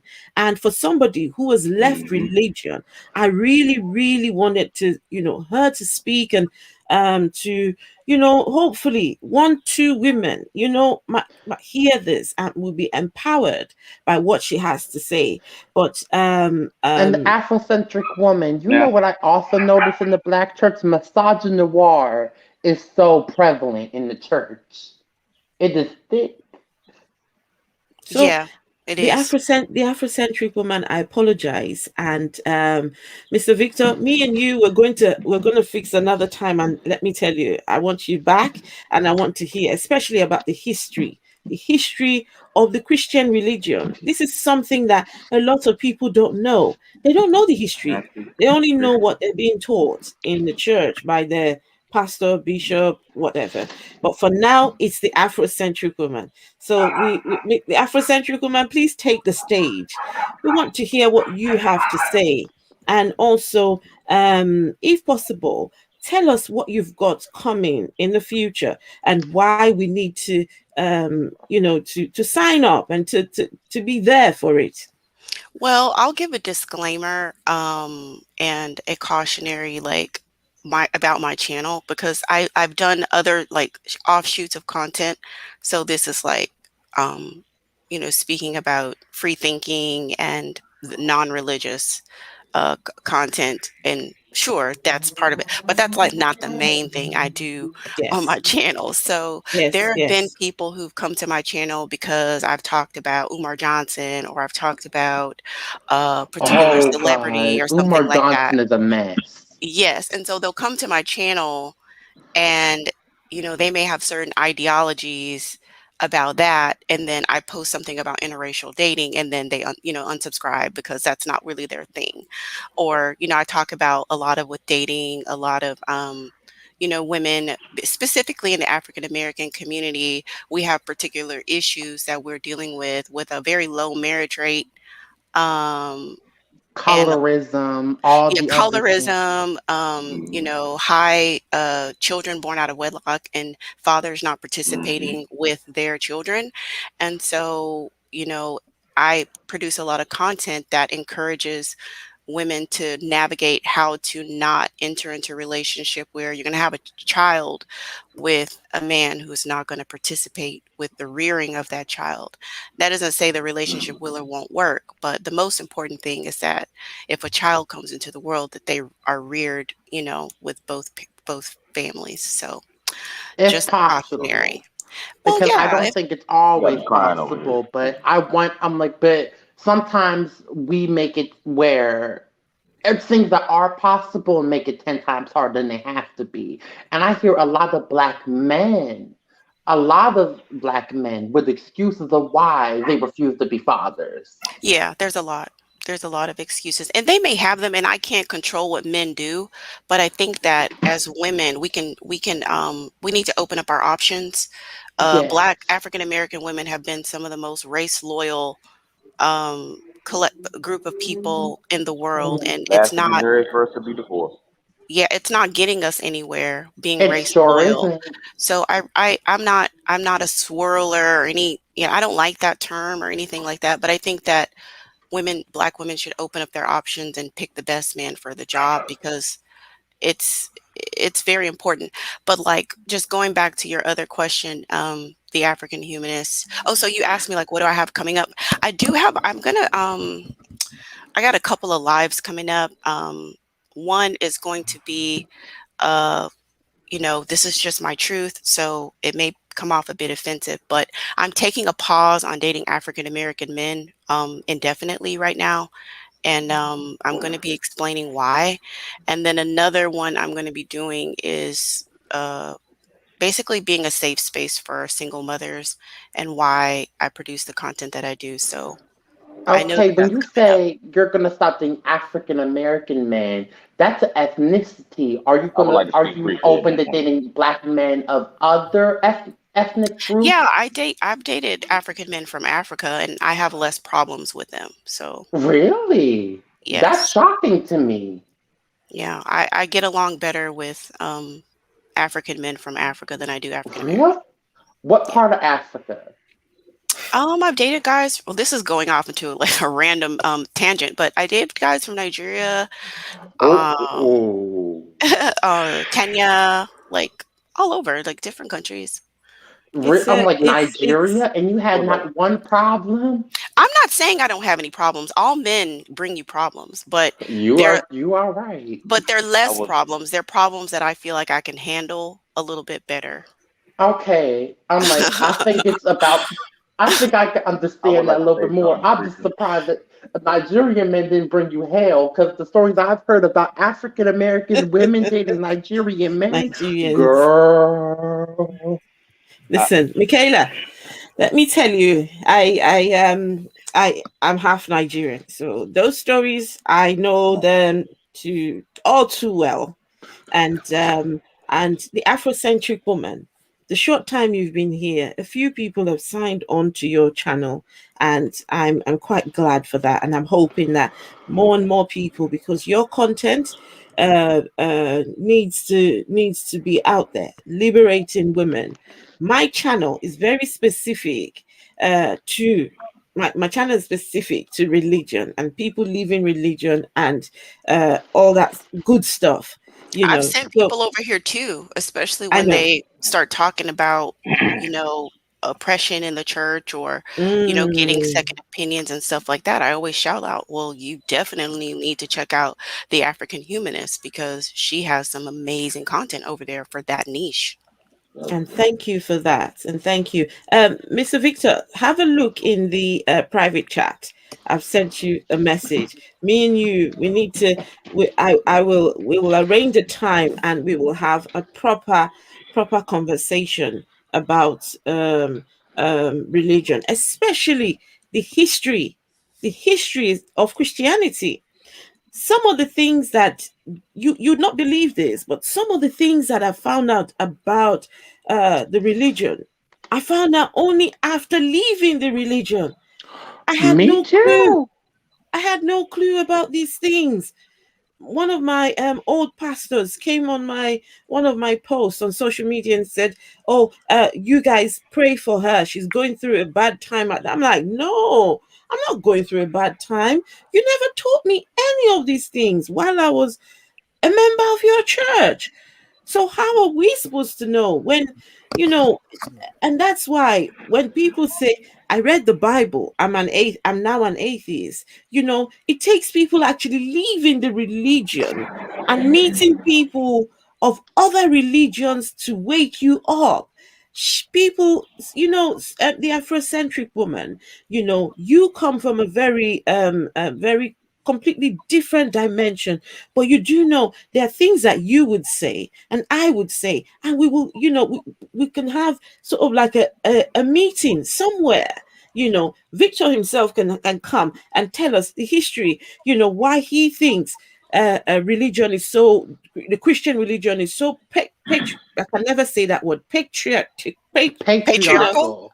that's the word. Patriarchal. Patriarchal. That's the word, and if we knew the history, if we knew where this thing is coming from, then we will understand how and why, you know. Well, that's So, why they don't promote actual learning. That's why they don't. You're just supposed to sit there and consume the information. And I know there's a difference from when I went from Protestant church to when I went to Catholic church. Catholics really don't read the Bible at all. That was my I'm like, and personal Baptists just don't want experience. to make Hmm. That Baptist was people my just don't want you to question at all. Yeah, That's the that was my issue. personal experience. Like they don't promote bringing the Bible to church. They don't read Bible. They don't have Bible study really. Whereas more Protestant churches, from my personal background, they read the Bible a little bit more. Now they're not reading it in depth. It'll be like, oh, like maybe 8 verses. Maybe this particular passage. So you're not reading it and getting a context, and then you have no historic context for it. But even like sometimes when you try to challenge Christians on certain things, like even like Halloween or Easter or Christmas, and you're like, these are pagan holidays, right? And they don't want to listen to you. And then they think that you're not being, it's like, actually, I'm being more Christian than you are by not participating in mhm. Christmas than you are, but you don't even know that I'm being more Christian than you because you don't even know why you celebrate Christmas when you do and why you do. You don't know why you celebrate Easter, why in the way that you do with all the pagan rituals with the eggs and the bunnies and the fertility. You have no idea why you're doing what you're doing, but you just do it because everybody's doing it and you don't question, you just follow along. And so that I know that was like also, difficult for me to kind of understand. And even Christians that I know, like hardcore Christians, will go do like tarot readings and card readings and see like future tellers. And I'm like, that's against Christian faith, right? But like for me, I'm comfortable dealing with Christians because my family's Christian and things like that. And I try not to be overly offensive. But it's like If even the truth I is don't. offensive, then there's something wrong with the religion if it cannot be challenged. Well, And it's that's it's like people's personal belief. Like it's not necessarily the religion can't be challenged, but if someone individual has committed their life to a particular religious belief and they believe that, like I know my grandmother looks at me like I'm going to go to hell. She feels sorry Oh for me. gosh, She wow. genuinely is sorrowful because she thinks I'm not saved, right? So I'm not uh she's 80 something years old. I'm not going to obliterate her entire, way she's been living her entire life just because I feel like I have the truth. So I'll just like, whatever, like, I'm not going to challenge whatever you do what you want. That's fine. I just don't need to participate with that in order for me to feel good. I'm like, ever since I became an atheist, and even No, my before that, I just stopped going to family functions altogether because I don't still got time for that foolishness. Okay, like I ain't got time for it. I refuse to deal with it. I'm like, because the moment they say we got to go to church on Sunday, I'm like with a bunch of screaming old ladies. I'm like falling over, talk about they caught the Holy Spirit. I'm gonna leave. I ain't I got think time. It's the before the I think Michaela and the Afrocentric Woman joined, I'd just been making the point that in my family, I don't know if I made this point, but in my family, that's in my closest family, that is my own children, my wife, my siblings, you know, I am the only atheist, Wow. right? Yes, I am the only atheist. So essentially, um, this kind of conversation that I'm having with you, with this crowd here now, uh, I don't have that with people with people that I can see face to face. Mm. Yeah, so right. I go for months and wishing to interact with someone with whom I can share ideas, right? But the only way I can do that is online. You know, uh, Thank goodness for the internet. indeed, Thank yes. goodness for So the internet, because the internet has opened up the doors for people to be able to have these conversations. I am the same, Mr. Victor. Many yes, of the people around me are religious and they think I'm going to hell. And they keep sending me videos about God and all these things. And I'm at the point now where I might have to be very upfront and say, enough. I I'm would, done. I would, I'm done. um, I would the African humanist, and the reason why I say that is because I think as women we have very porous boundaries. We We are reared do. Mm. we are reared to not have boundaries. We're reared not to be able to say no, and we are reared not to be able to protect ourselves. And so I feel like, and this is what I counsel with women all the time, it's something called healthy boundaries and respect. And that is a base level for a healthy relationship. And that could be with anybody. It could be with the mailman, it could be with your boss, it could be with your family member, it doesn't matter. A healthy relationship is a healthy relationship. So if you've asked someone respectfully not to send you certain information, and they constantly trample on that boundary, I would release them from my life. Like I'd give you a warning or two, and I would just let them know, this is what I expect. If you're going to be communicating with me, I'm expecting, um, positive information. You can check on me. You can ask about my family. We can chit chat. We can have tea, but I am not open to receiving any religious information. It is received to me as being offensive and disrespectful. Don't do this again. And then after that, if they constantly disrespect me, I would release them from my life. I don't care if you're family, who you are. Can I Respect speak on that, please? is key and it's paramount for a building block for a healthy relationship. I'm like, So and I'm don't glad you feel said that. yeah, I don't am really feel, glad you what's said the that. word, May I speak on selfish. that, please? Don't feel self-centered. Don't feel like you're being rude, because you're not the one being rude. You're creating the life that you want, and you're creating the connections that you want and value, and that it goes both ways. You will respect them and they must respect you. yes. If Yes. I can just add May to I say that. something about that, please? Okay, Yes, let's hear Mr. Mike. Mr. Mike was going to okay. add to that, and then Mr. Victor. No, I apologize, Mr. Victor. I didn't mean to cut you off, sir. I didn't mean to cut off anybody. I just trying to be polite. I wanted to speak on exactly what she just said and just put it in layman's terms, the way that I was brought up and I was raised. When she mentioned the word respect, there is no gray area for a person like me. You either respect me or you don't. And if you respect me, that's fine. If you don't, you can move, like you said, you can move right along and leave me alone. And the second thing about uh, what she mentioned about the dating the African American men and whatnot, I just feel like, me personally, as a man, that, you know I don't think it has to do anything with where you come from, where you are. You just have to be raised right. I grew up in a family. I grew up in a house full of women. So I don't treat women the same as the average dude that walks around on the street.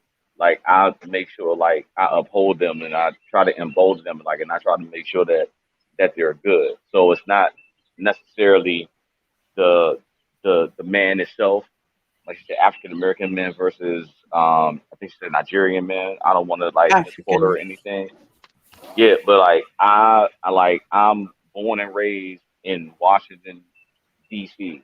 Like I would never like I would never treat a woman I would never treat a woman in a bad way because I was raised the proper way and being around women as long as you being respectful and as long as you're doing the two jobs that I always say a man's supposed to do is protect and provide, there's nothing else that they can do. Now, any of their personal hangups as an individual, that's something different because everybody has them.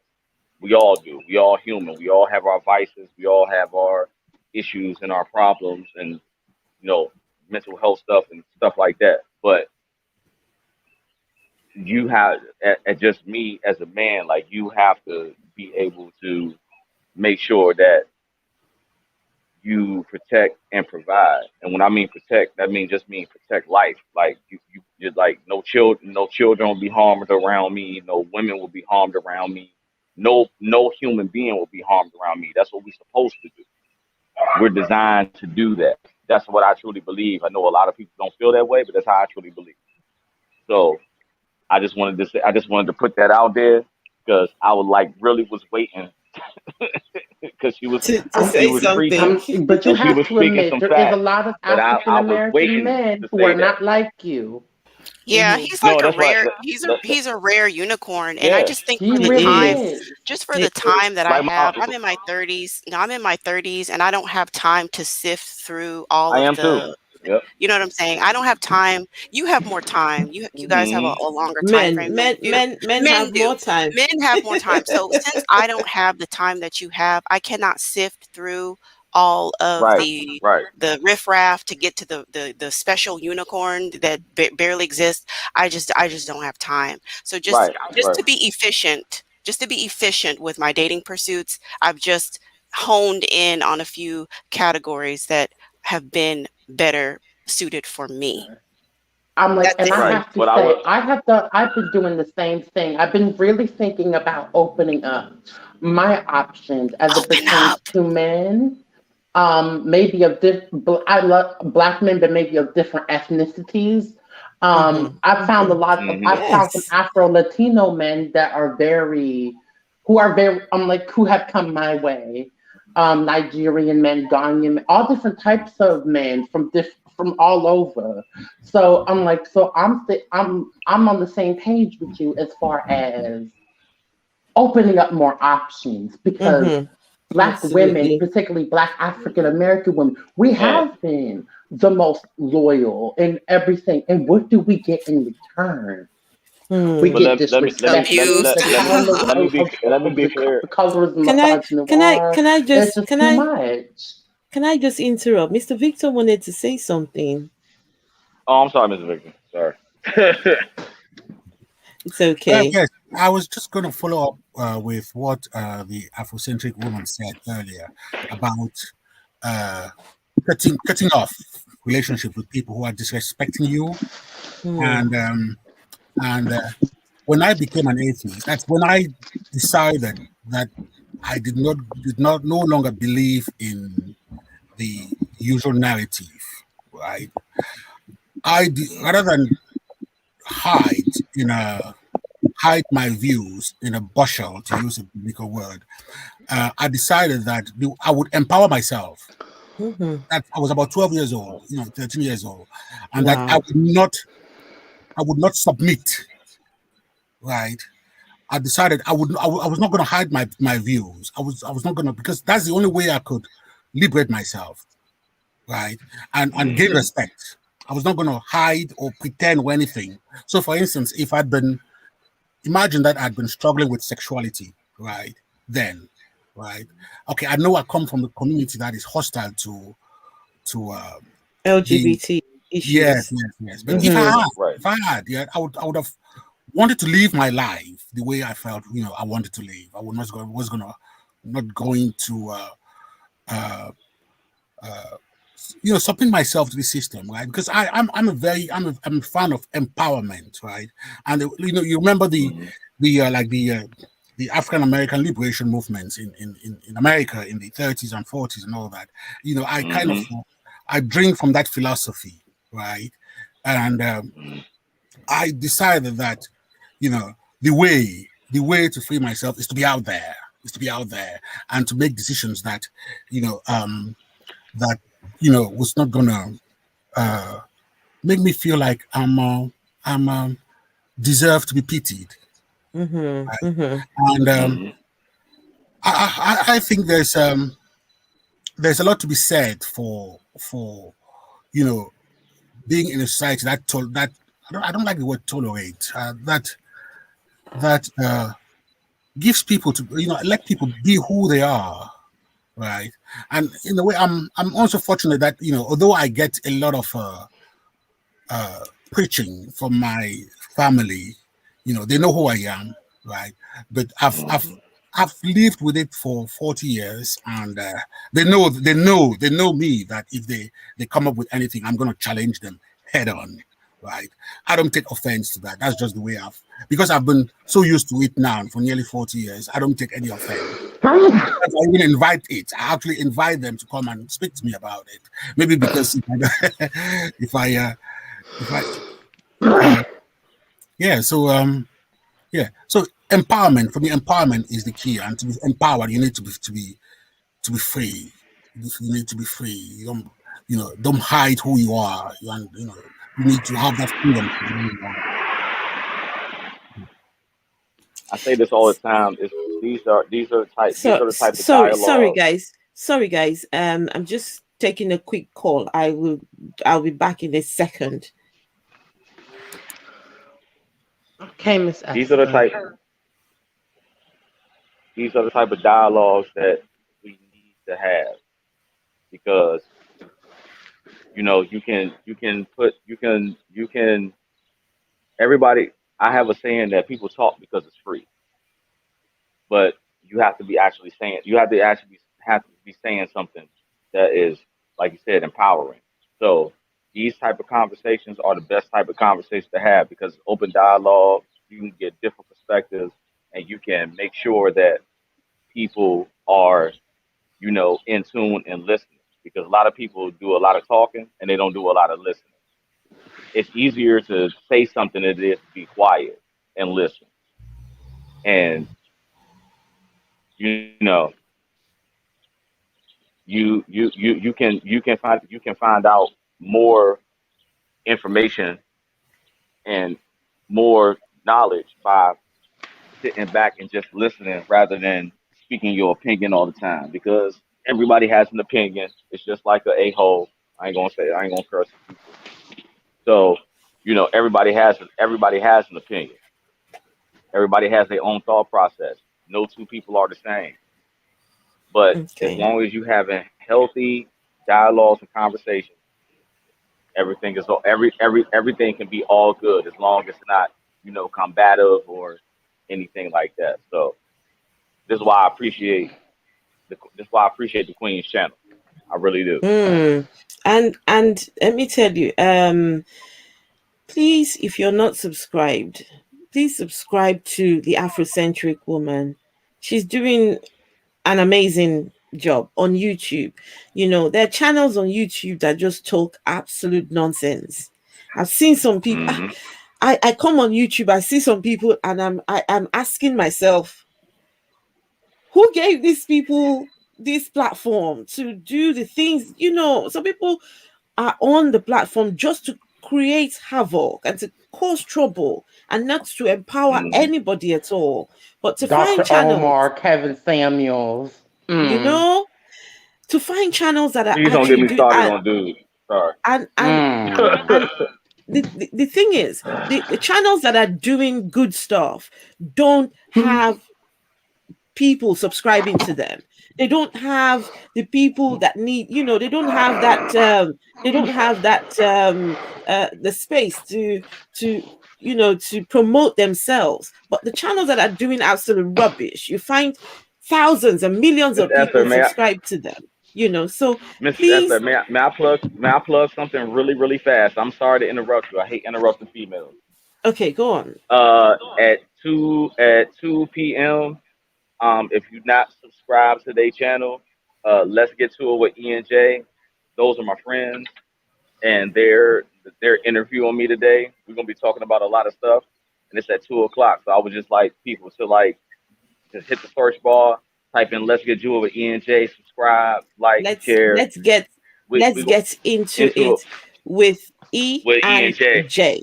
Right. I'll Yep. subscribe to Let's Get Into It with NJ, and I'm like, and sister, I gotta subscribe to you, Oh, because absolutely. you're speaking to me right Yes. now. So I gotta subscribe Oh, to you, Miss yes. Afrocentric Woman, um, Absolutely.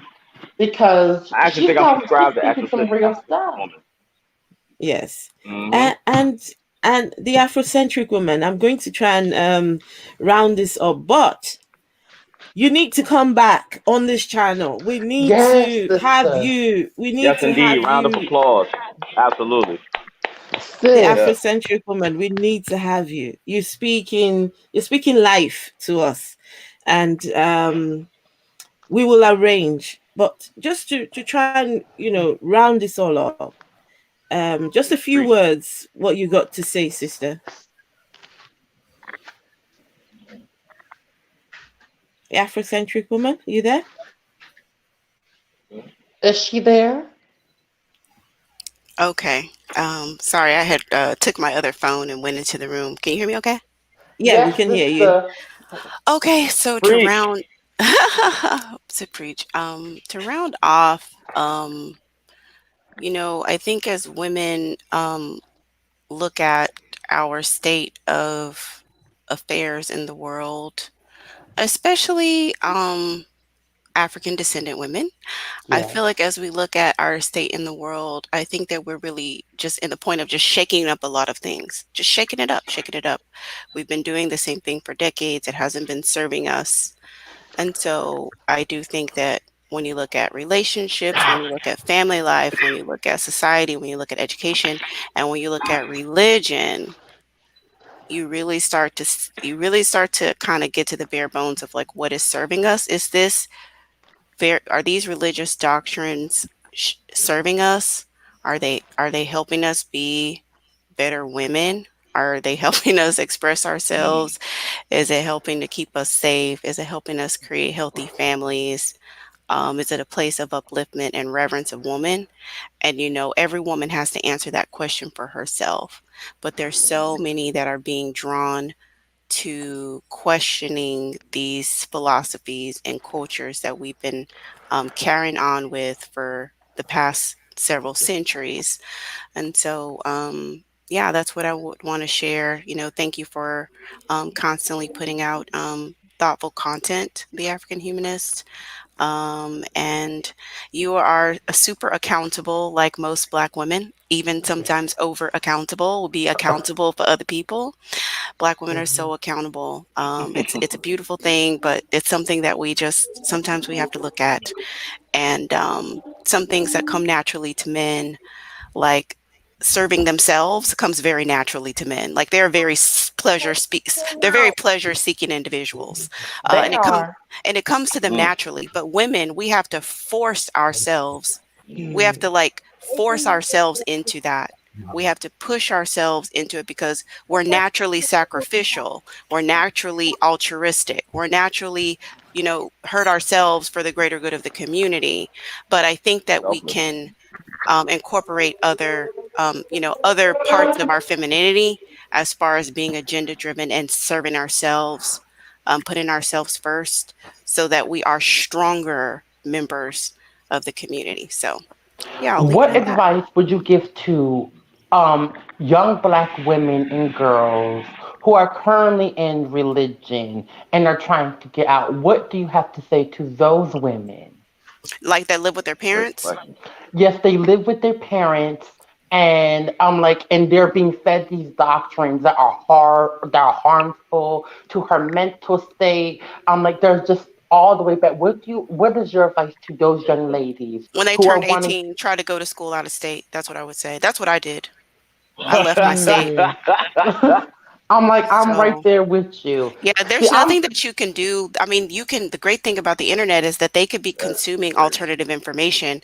Like you can't, like if your parents make you go to church or your parents make you participate in Bible study or summer camp or Bible camp or whatever, you might have to participate with that, but sometimes it's just going through the motions. When you have a very like toxic, overbearing family, sometimes you have to go through the motions until you can get out. So as soon as I graduate, I would like be applying for schools away from my family, starting like getting ready like around my junior, sophomore year, I would start getting ready and then I would try to get as much the distance will help them get healthy. Like the more distance you have from the toxic Well, like situation, the better. So even like a community college so they can keep their debt down, you know, okay. that kind of a thing, just to buy I time will until say they can get out. I Black women will and say this girls. because I know Miss Esther wants to round. I know Miss Esther wants to round it out and everything.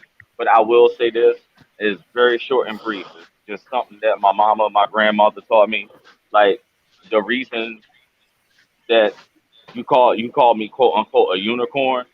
The reason I'm like that is one simple reason, and I'm just talking from a man perspective. You have to respect women. You know why? Because y'all can do the one thing that nobody else can do. Hmm. Y'all can bear life. Anybody that anything anybody anybody that can bear life, they get the highest respect on my level. To me personally, on my level.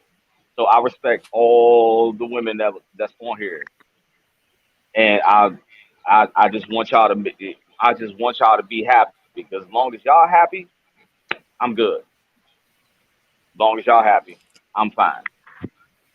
I'm just saying And that as a man. thank you. We appreciate. I'm sure all the women can acknowledge and appreciate that. We And do. yeah, and just Mr. Victor, did you have just a few words? Did you see the private chat, Mr. Victor? Yes, There was a message there for you. yes, Yes, I've picked up your please. email, and I think I've just sent you a text message on your Okay. Gmail account. Sent you a Okay. text I message. will I will I will check that out when I'm Let's finished hook with up. this. Yes, yeah, yeah. Yes, absolutely.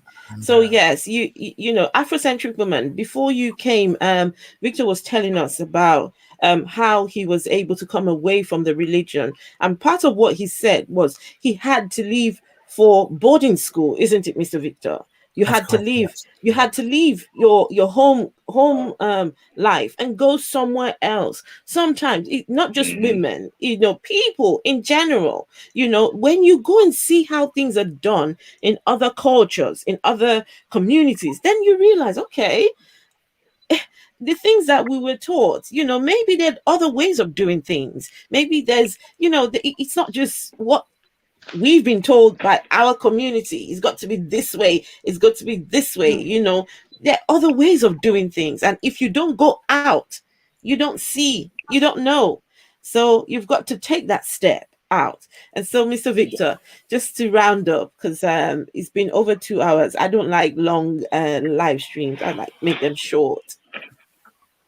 Yes, it's been a stimulating, interesting conversation. I think we've explored a lot of different subjects, Yes, one of yes. which could take days of hours, if not days of conversation. And it's a very good platform. I like it, and I like I said, this is the first time I've ever participated On a on live a live stream. stream on YouTube. Although I've been a follower of many different um, channels, and when I saw your channel come up this morning or this afternoon, I thought, oh, and I think your star guest, I think, was the Afrocentric Woman. And Yes. when she was a bit delayed in joining, I thought, okay, I'll jump in, and Thank you, and thanks for doing that. It's a At New least we were Testament. able to have that conversation with you. But you see all those books behind you. You've got to come and share that knowledge with us. You've Yeah. got to come and You are share a that blessing, knowledge with brother. us at some point. Yes, Yes. yes. Yes. Yes, I like the idea that you've launched this channel to build up a community of I mean, similar-minded people, especially in the Black community. And I thought, Yes. in fact, when I launched my channel many years ago, that was one of my original intentions. But I was very busy with work and I just did not have the time to focus on To this. carry on. Mm-hmm. Yes, yes, yes. So Mm-hmm. to participate on a platform like yours, I think means we can build a community and come together and. Can we share the link so I can subscribe to Mr. Victor? I'm sorry. I think it's just your name, isn't it, Mr. Victor? That's it. It's just my name. Yeah. What's your Okay. surname? Victor Yes. M. No. It's Katte. I don't have a lot K. of content. Okay, Sorry, I so don't have. it's Victor K. Anyway, just Yeah. watch this space. Mr. Victor will be back here, and Yes. hopefully he will now get the the urge to do more content on his channel. Yes. Michaela, It's a did you want to blessing. say a Yes. last few words before we go?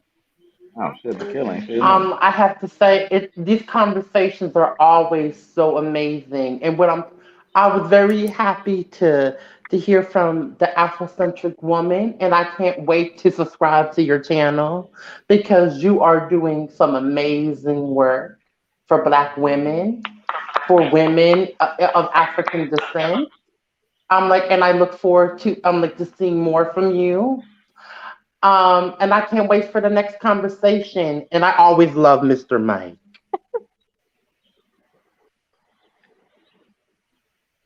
I try. I try. I try.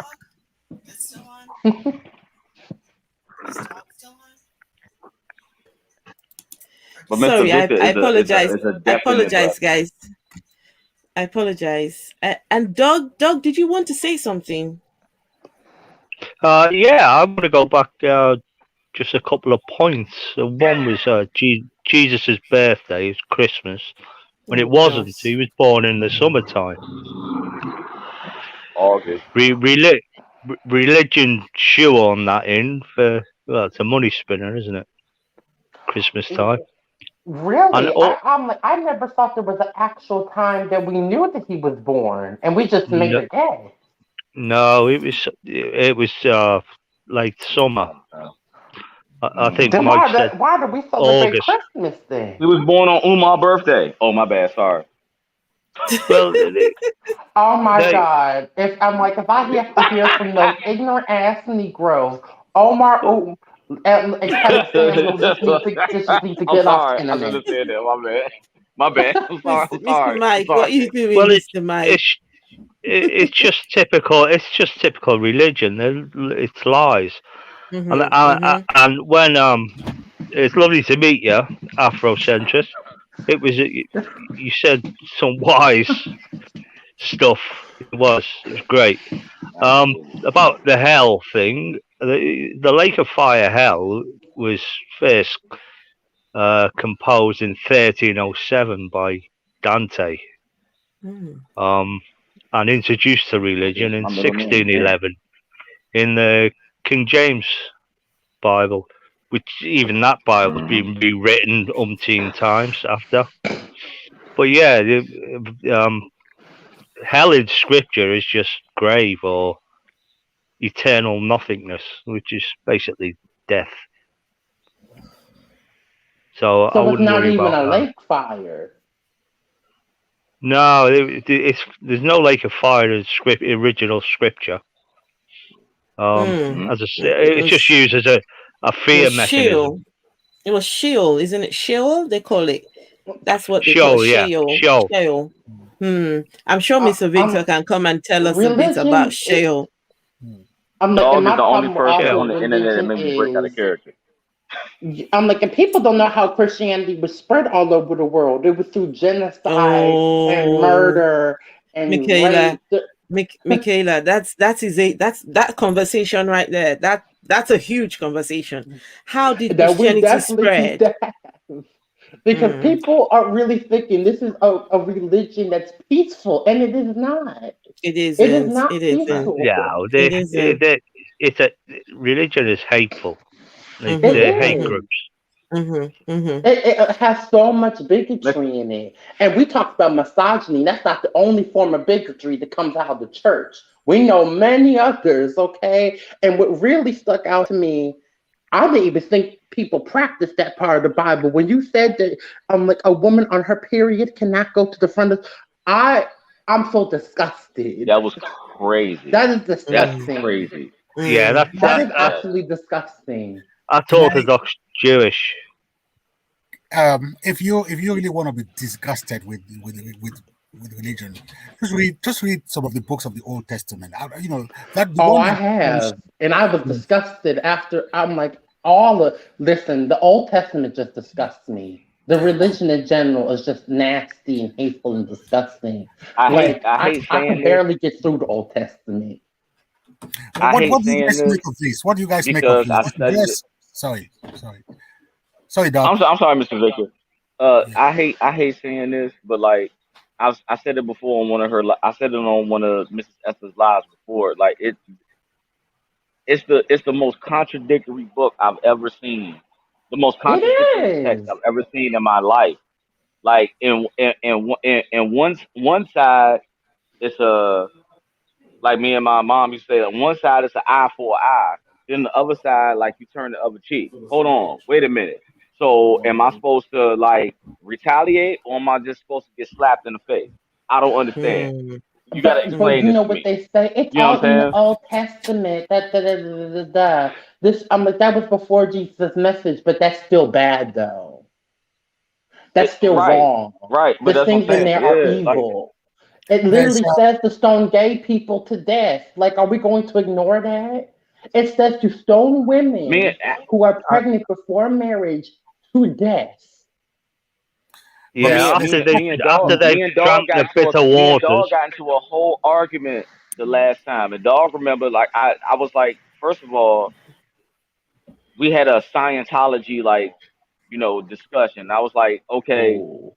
it say that in Genesis in the no, in the King James version, God created the heaven and the earth and whatever, and in science it says like all these gases was around, they just slapped together and they made the planet.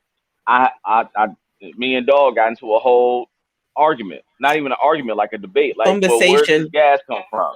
It was a The conversation. conversation, Mm-hmm. Well, Mm-hmm. where does to gas come to from? You know what I to be to be fair, yeah, who created God Who and cares? where Who did cares? where do I'm they like, all come from? then we should get to the Mm-hmm. conversation. If God is the Father, then who is God's Father? How did He come about? Oh, that's a conversation. Oh, Listen. that's a Well, great question. All right. That's a great question. I'm like, That's a great let's be question. clear. when I'm in I like, the we're was old, when just I supposed was to That's a a follow great this question. blindly. I when acted as a That's why I like kid. Malika. That's a I great acted as a question. kid, and it pissed off the pastor.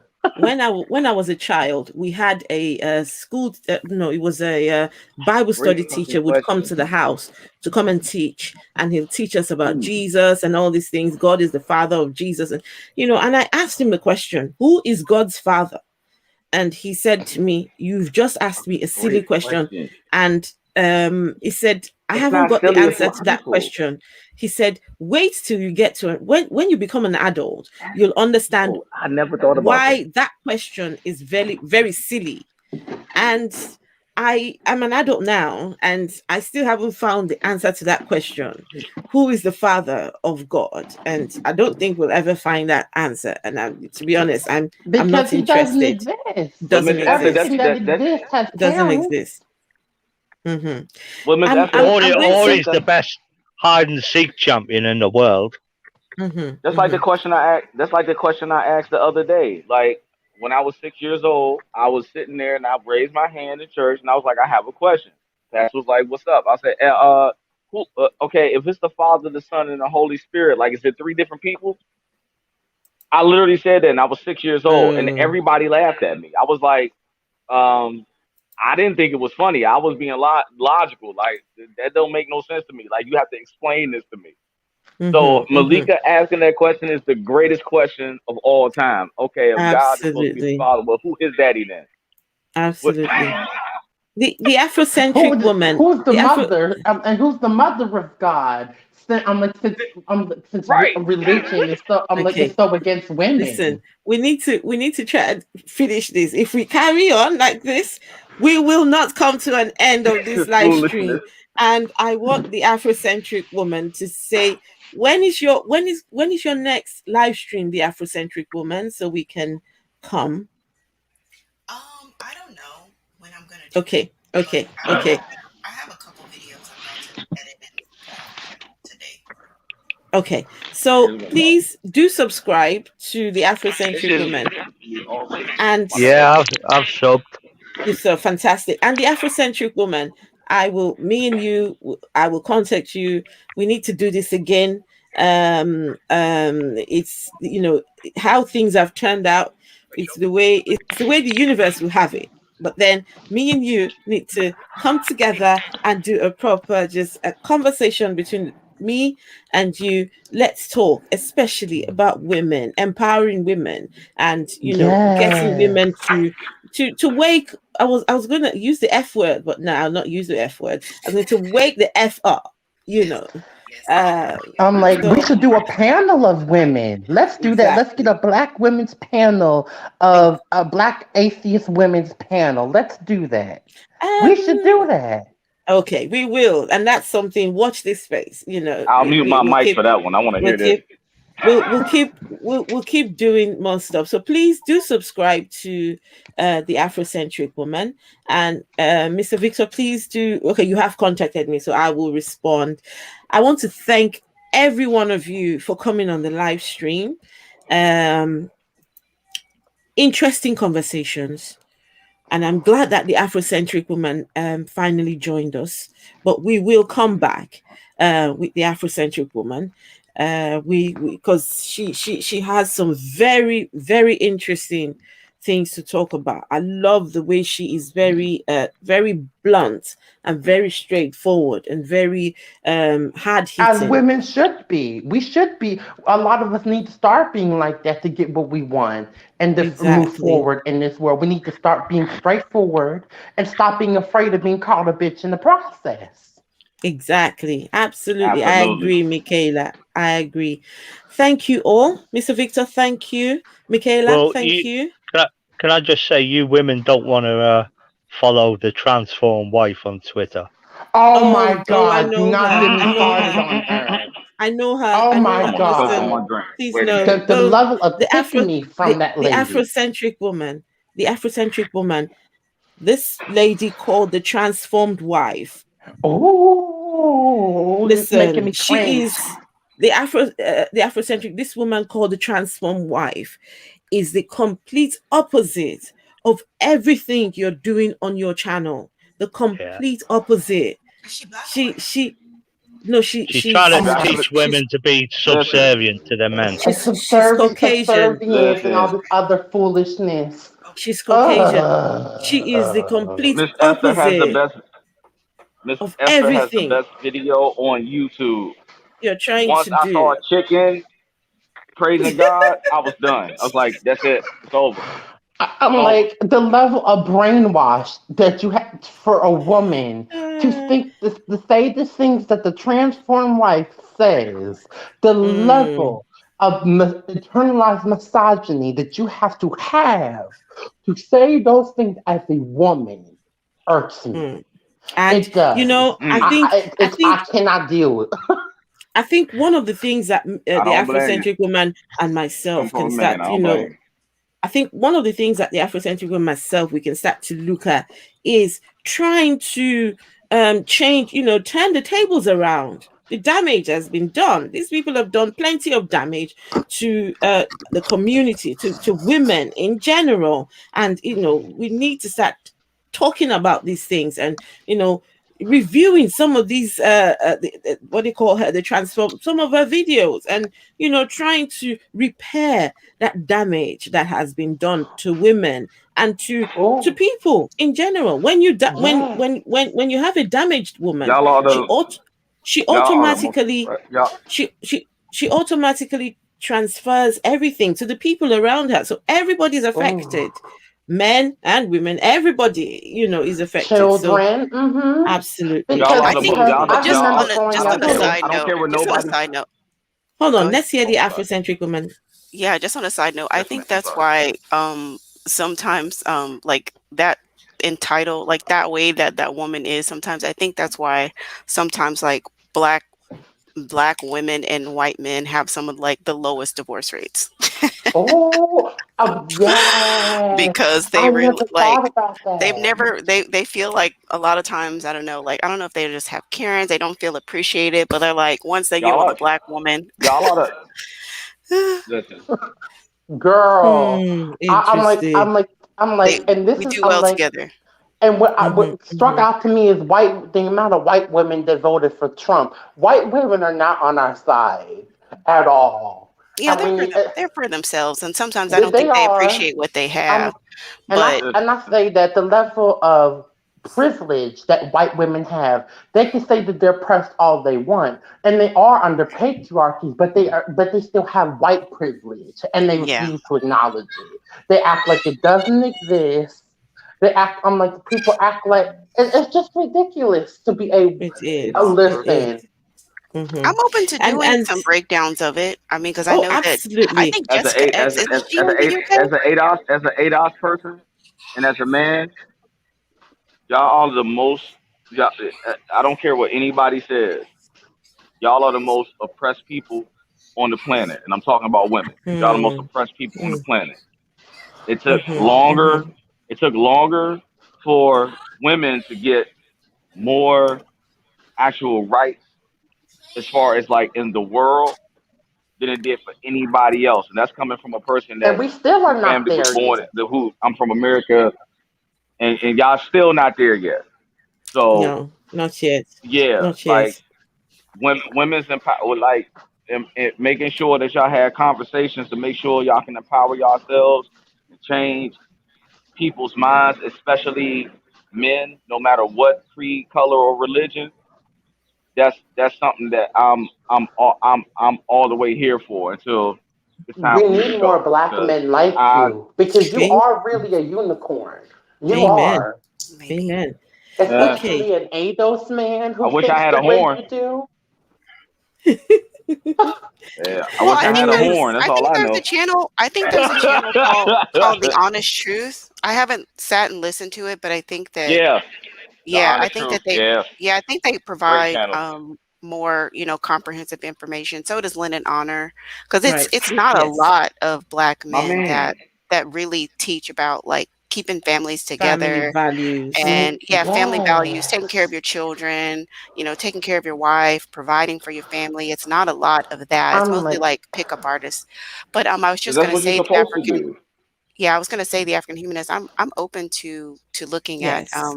debunking some of that information because have you heard of Jessica X too? She might be the black like counterpart to that white lady. I think she's No. in the oh No. UK too. no, not a black one I Oh, think she's too. in the Jessica X I think too. she's in the UK too. She might be of Jamaican heritage. Yeah. Okay. Oh, No, I'm I like, will of course check yeah, her she's I out. know who Jamaican Jessica X lady. is. Yeah.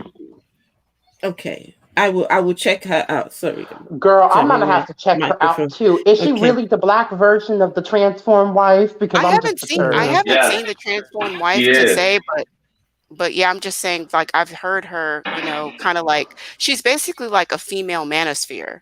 Like she's like a female oh manosphere. wow. Ew, the level of pick me. Well, she's kind of using it as Oh. a bit of a grift. I really don't know how sincere it is at the end of the day because she gets super chats from like incels and MGTOWs and red pill guys. Like they send her super chats. So Oh, this red. why I'm like, wouldn't you just say what they want to hear? Like if you want to make money, girl. say what they want to She's a hear. grifter. Mm-hmm. So I is it That's refuse to all it say is. what people sincere? want to hear. I say the We don't truth, She's a we and grifter. don't everyone know. be damned. We don't know if it's Okay. true or not. I don't know how she lives her personal life, but her YouTube persona is female version of manosphere. All her talking points are manosphere, Wow. red pill. Yes. Okay. Oh, that's So disgusting. I'm cringing thinking about it. I Listen, really am. I'm going to have to put a let's we've got to end this. Yes. I know the thank you, Miss conversation. Esther. Thank you. Oh no, listen, the Afrocentric woman, I will be in touch with you. And yes, let us look at some of these. The person you were talking about, I will go and check her out and see what she's all about. And why not? Let us carry on having these conversations. And thank you all very much for coming and spending your time with me on a Fucking Sunday. And asshole! Why would you do that?